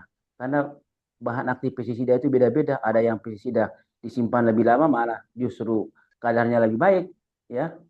Jadi ada juga, tapi umumnya itu setelah disimpan dalam 2 tahun ya, biasanya ada penurunan kadar bahan aktif 1-2%. Jadi masih batas toleransi lah itu. Di Komisi Pestisida biasanya batas toleransinya itu sekitar 5% ya. Itu Mbak.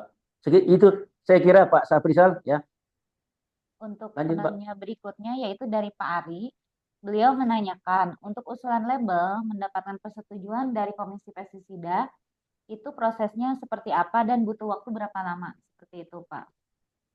Ya, terima kasih Pak Ari. Ini memang persetujuan label ini memang kadang-kadang jadi masalah ya, karena terlalu lama di situ dikoreksinya. Padahal sebenarnya ini satu label itu 2 menit itu sebenarnya sudah bisa selesai. Saya juga kurang tahu teman-teman yang melayani memeriksa label itu kok bisa sampai berminggu-minggu, bahkan berbulan-bulan baru ada persetujuan ya. Kalaupun ada di reject paling sekali 2 kali ya sudah bisa selesai itu ya. Kita usahakanlah supaya label ini bisa secepatnya apa namanya dalam pemeriksaan ya, tergantung dari teman-teman yang di PSP itu yang memeriksa label pestisida itu. Tadi apa aja penjelasannya, Pak?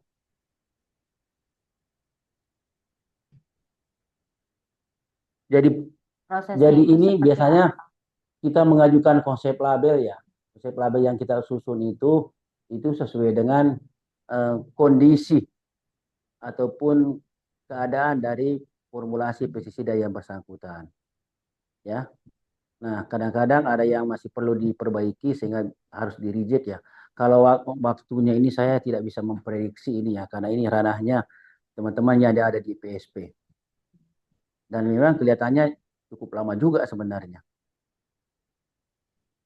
Lanjut, Pak. Ya, untuk pertanyaan ketiga ya. Untuk pertanyaan selanjutnya yaitu dari petani hebat. Boleh tidak gambar hama sasaran atau tanaman sasaran di label pestisida itu dimunculkan? Ya, terima kasih. Jadi sepanjang hama ataupun tanaman yang bersangkutan resmi terdaftar pada izin tetapnya dari Kementerian Pertanian itu boleh dicantumkan di situ. Misalnya ulat gerayak, Spodoptera exigua misalnya, itu boleh didaftarkan, boleh ditambahkan di situ ya. Kemudian misalnya di situ ada gambar bawang, itu boleh gambar bawangnya, kemudian gambar hamanya itu boleh, sepanjang komoditi dan hama sasarannya itu terdaftar pada izin pendaftaran pestisida. Itu diperbolehkan. Nah, kadang-kadang saya lihat di lapangan ini, kadang-kadang semua hama dicantumkan di situ. Semua komoditi dicantumkan, padahal yang terdaftar hanya satu hamanya. Itu tidak diperbolehkan. Ya, yang diperbolehkan itu sesuai dengan ataupun gambar yang sesuai dengan yang terdaftar di Kementerian Pertanian, baik hamanya maupun tanamannya. Itu diperbolehkan. Lanjut, Mbak. Lanjut ya. Pertanyaan keempat yaitu dari Bapak Yusuf Arifin. Di label pestisida tidak ada rekomendasi khusus untuk tanaman. Maaf, di label pestisida tidak ada rekomendasi untuk tanaman khusus. Contohnya insektisida untuk tanaman padi. Namun tidak ada tercantum label untuk tanaman hortikultura. Nah, jika pestisida tersebut atau pestisida yang tadi itu untuk padi digunakan di tanaman horti, apakah ada dampaknya, Pak? Gitu. Jadi gini ya, sedapat mungkin pestisida itu diaplikasikan pada komoditi yang terdaftar di Kementerian Pertanian ya. Nah, namun demikian pestisida ini kan kadang-kadang bukan hanya satu komoditi aja ya. Di beberapa komoditi juga itu boleh ya. Tapi yang tidak diperbolehkan itu mencantumkan di labelnya di situ. Misalnya contoh formulasi pestisida bisa digunakan untuk padi, bisa juga digunakan untuk tanaman hortikultura. Tapi yang terdaftar hanya untuk tanaman padi ya hanya itu aja yang boleh ditulis.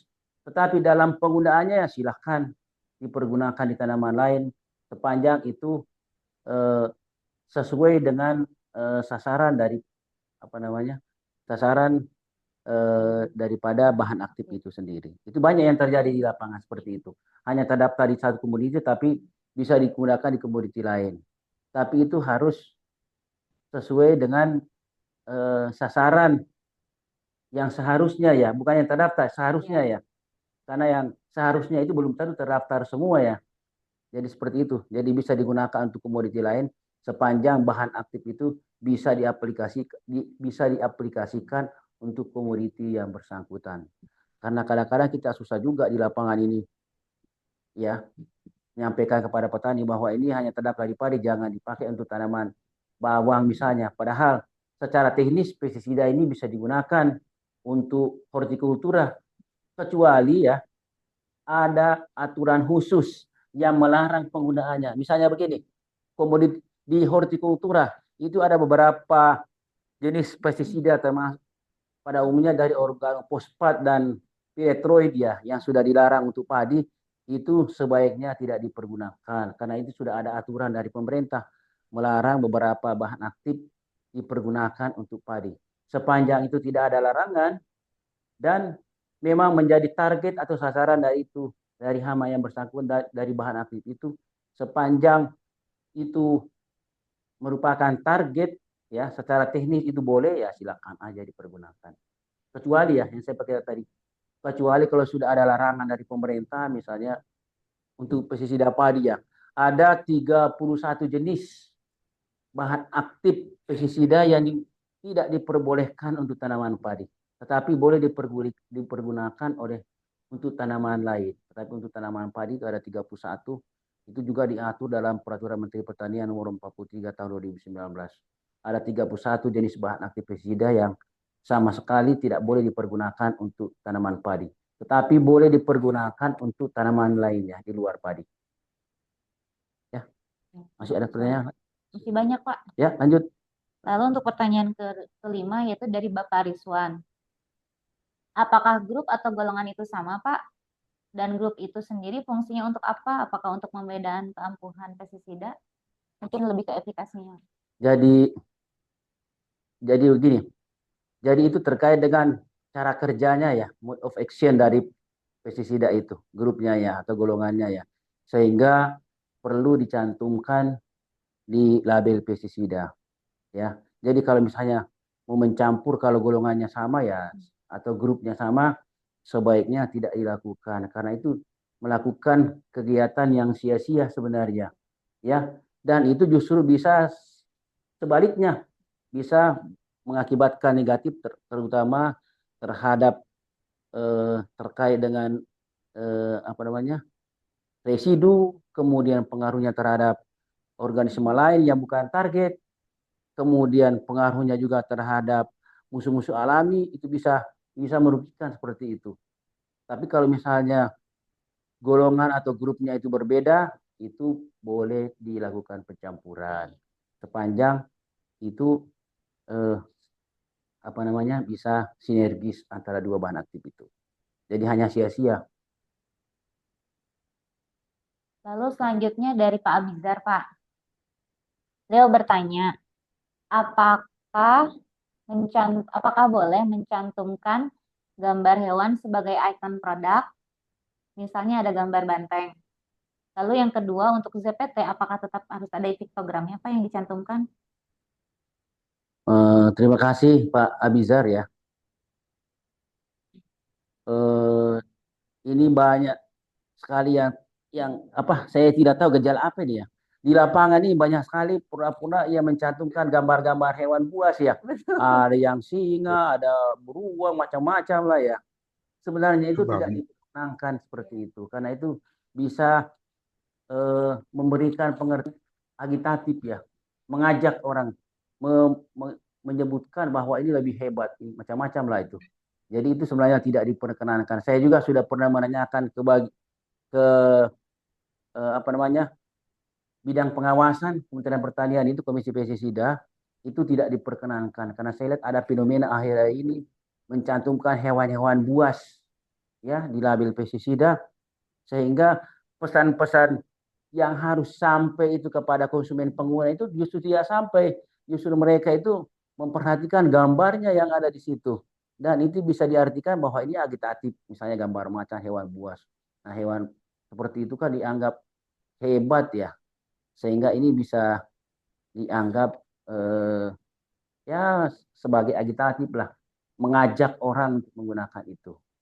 Itu tidak diperkenankan. Saya juga udah diskusi, konsultasi, meskipun di dalam peraturan itu belum disebutkan ya, belum disebutkan, tetapi itu tidak diperkenankan. Terutama di label ya, terutama di label. Tapi biasanya di brosur-brosur mungkin masih diperbolehkan lah itu. Saya lihat dulu ada beberapa produk paraquat itu ada gambarnya apa ya, gambarnya kuda ya, kuda yang berlari. Tapi sekarang di label tidak ada lagi itu. Paling di apa, di brosur atau di ikon-ikon yang lainnya itu simbolnya kuda seperti itu. Tapi untuk di label tidak diperkenankan. Lalu penggunaan piktogram di ZPT gimana, Pak? Jadi begini, piktogram itu adalah peringatan-peringatan bahaya sebenarnya, petunjuk. Jadi sepanjang itu tidak menyalahi aturan, boleh dicantumkan di situ piktogramnya di situ.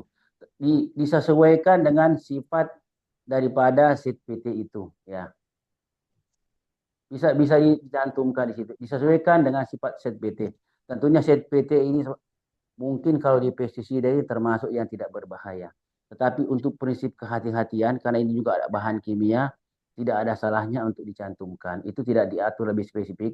Apakah gambar yang mana yang mau dicantumkan itu tidak masalah. Tapi ini merupakan tanggung jawab dari pemegang nomor pendaftaran. Apakah mau mencantumkan atau tidak, atau disesuaikan dengan sifat daripada set PT itu.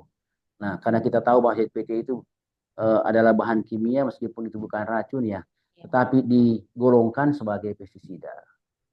Itu boleh dicantumkan di situ piktogramnya. Ya tidak, tetapi tidak mungkin gambarnya itu seperti dengan pestisida ya, karena tingkat bahayanya sehingga gambar-gambar piktogram khusus di pestisida ini memang lebih banyak. Ya. Saya kira itu aja Pak Abizar ya. Jadi bisa Pak Abizar untuk ZPT tetap dicantumkan piktogramnya. Ya. Lalu untuk pertanyaan selanjutnya ada dari DSG ACL.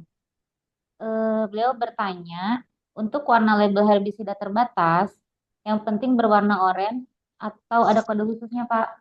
Ya, jadi gini, pestisida terbatas ini warna dasarnya itu dominan warna orange. Bukan berarti harus orange semua ya. Dominan warna orange.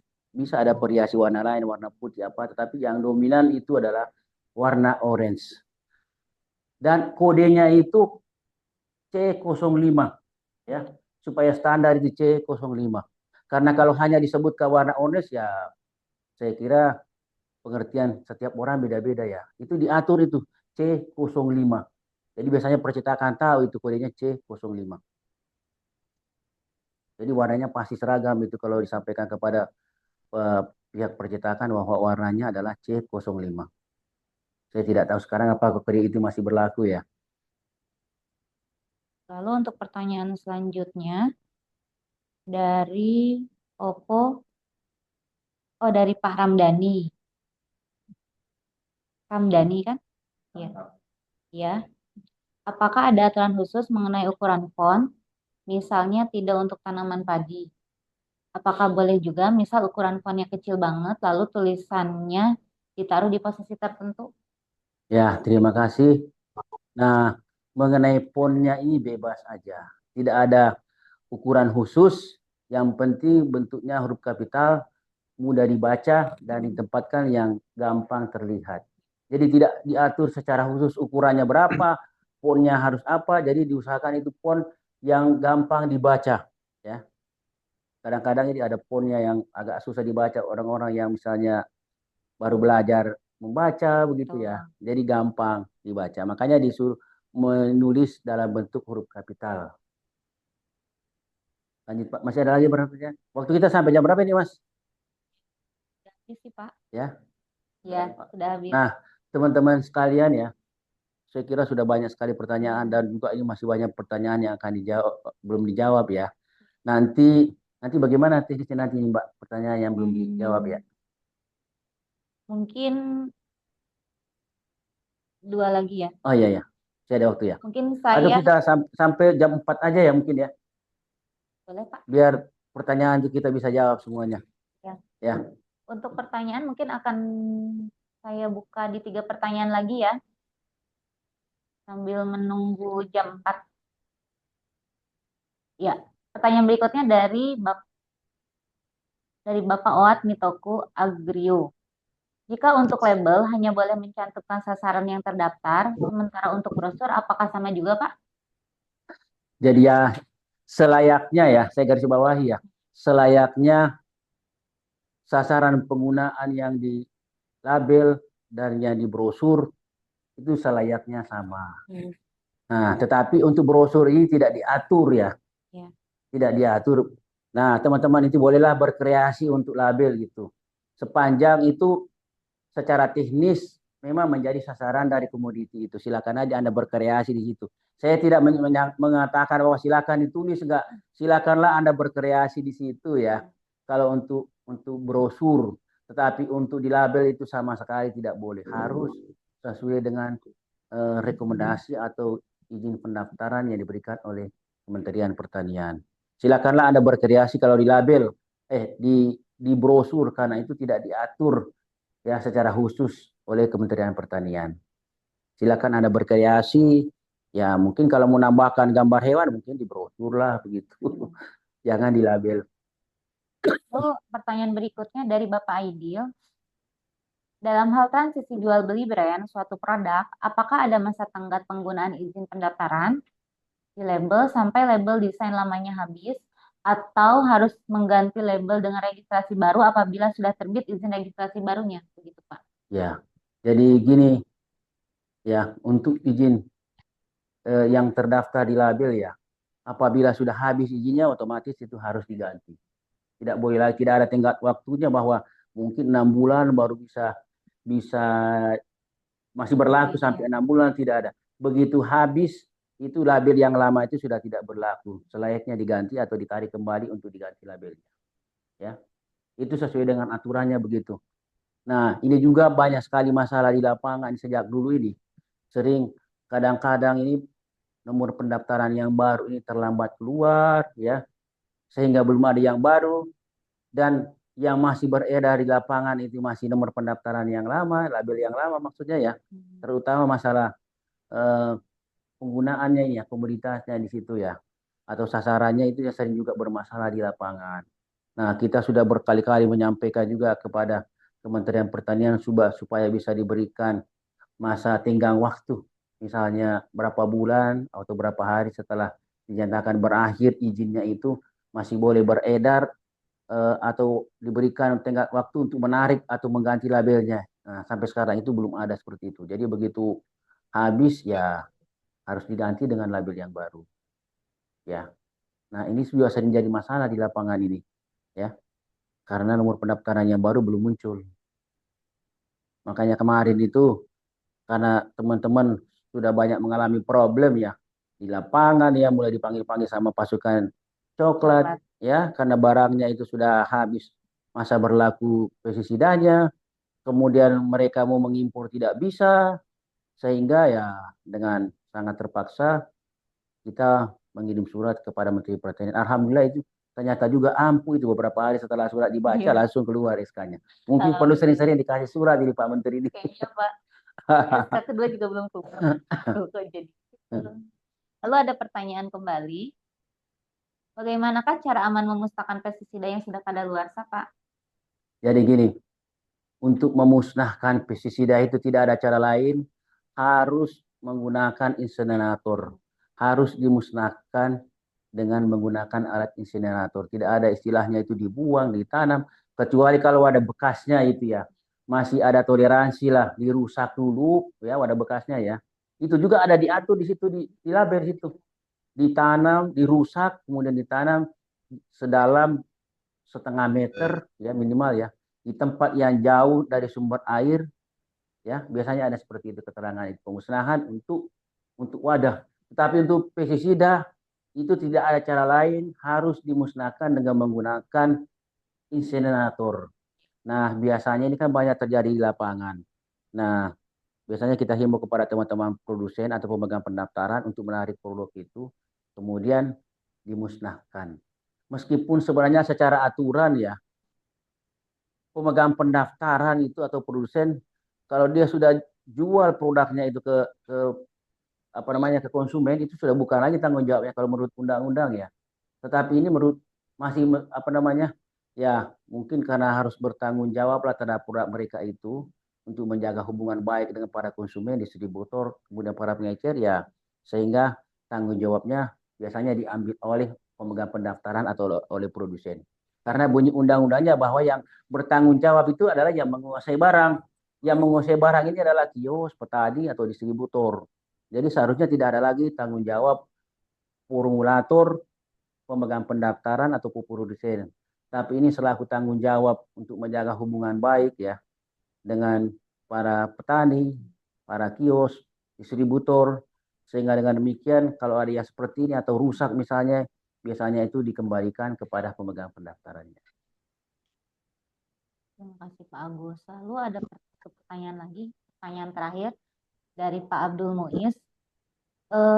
Apakah merek yang baru didaftarkan, apakah sudah bisa dijual sebelum izinnya keluar?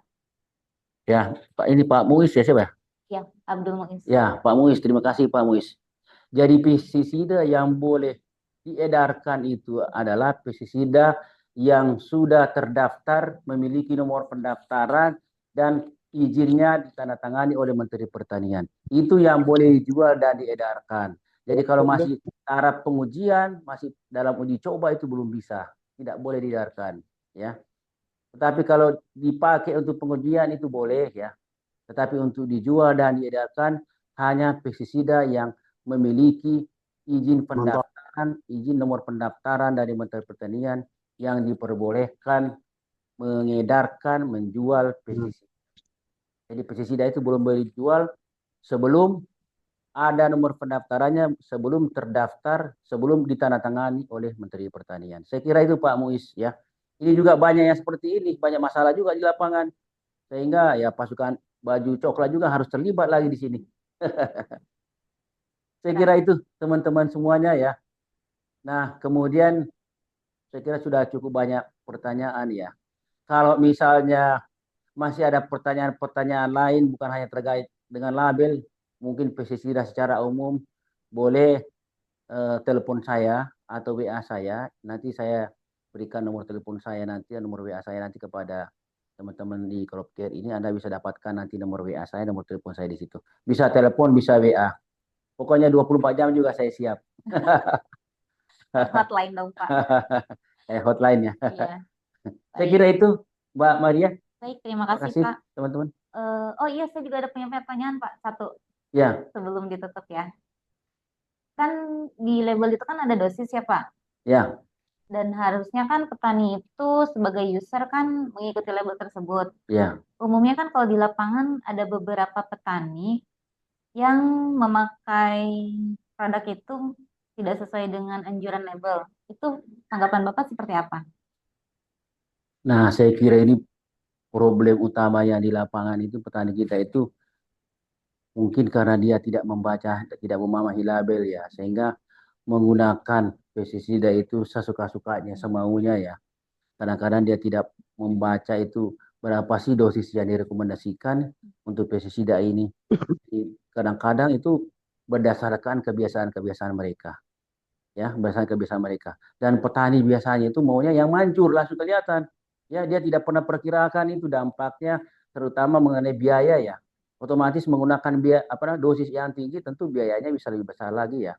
Kemudian kalau faktor-faktor pengaruh-pengaruh yang lainnya terhadap lingkungan, terhadap residunya ya terhadap bahan tanaman, dia tidak pernah perhitungkan itu.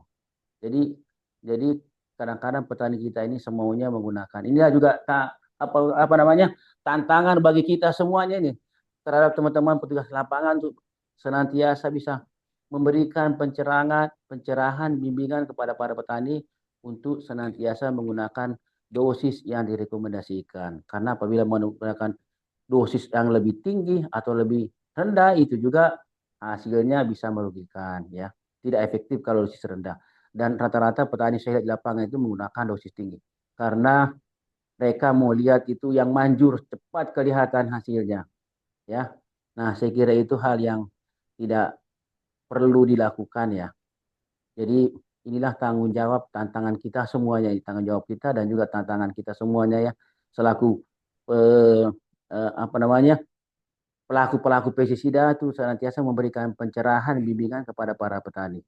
Jadi harusnya itu menggunakan dosis yang tinggi. Nah, inilah juga problem ini.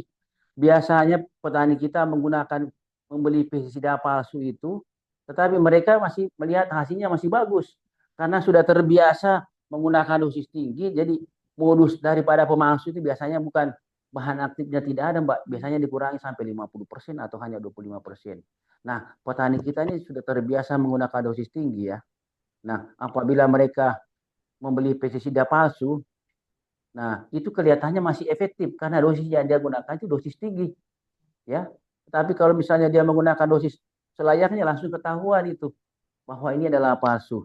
Saya berapa kali menemukan di lapangan seperti itu ya, dianjurkan menggunakan apa namanya dosis sesuai dengan yang direkomendasikan. Ternyata laporan mereka itu sudah tidak bagus. Akhirnya petugas kita terjunkan ke lapangan, ambil sampel yang bersangkutan dianalisa, ternyata itu bahan aktifnya dikurangi sampai 50%. Jadi bukan berarti tidak ada, dikurangi bahan aktifnya sampai 50%. Sehingga petani yang menggunakan dosis tinggi itu masih kelihatan efektif kelihatannya. Saya kira itu Mbak Maria. Terima kasih Pak Agus Ya. untuk pemaparannya kali ini. Baik teman-teman, terima kasih. Akan saya tutup ya dengan sebuah pantun.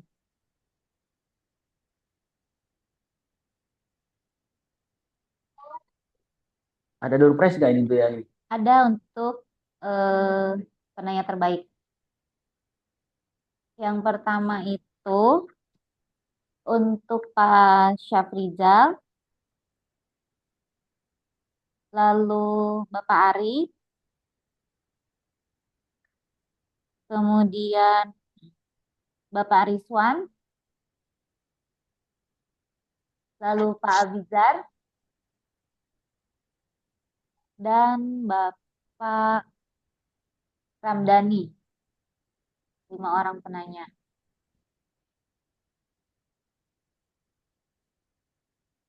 Mungkin nanti bisa untuk nomor handphonenya ya, minta tolong Nanti dituliskan. bisa dituliskan nomor handphone saya ya. Nomornya itu nomor HP dan nomor WA juga ya. Ya. Pak Yana, tentukan Pak Yana siapa? Pak Syafrizal, Pak Ari, Pak Rizwan, Pak Abizar, lalu Pak Ramdhani. Mungkin nanti bisa dicantumkan juga nomor HP saya Mas ya.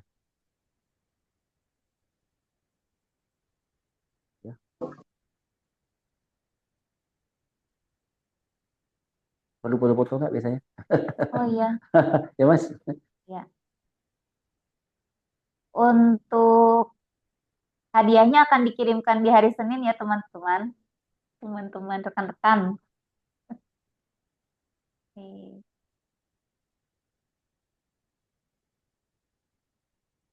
Ya. Baik, terima kasih atas waktunya. Izinkan saya menutup perjumpaan kita kali ini dengan sebuah pantun. Buah mangga, buah kueni, segera dipetik sebelum terjatuh. Cakep. Demikian webinar kita kali ini. Saya tutup dengan wassalamualaikum warahmatullahi wabarakatuh. Waalaikumsalam warahmatullahi wabarakatuh. Sampai jumpa. Terima kasih, bagus. Assalamualaikum. Terima kasih Pak Agus, terima Nomor saya kasih bisa Bu dicatat. Maria.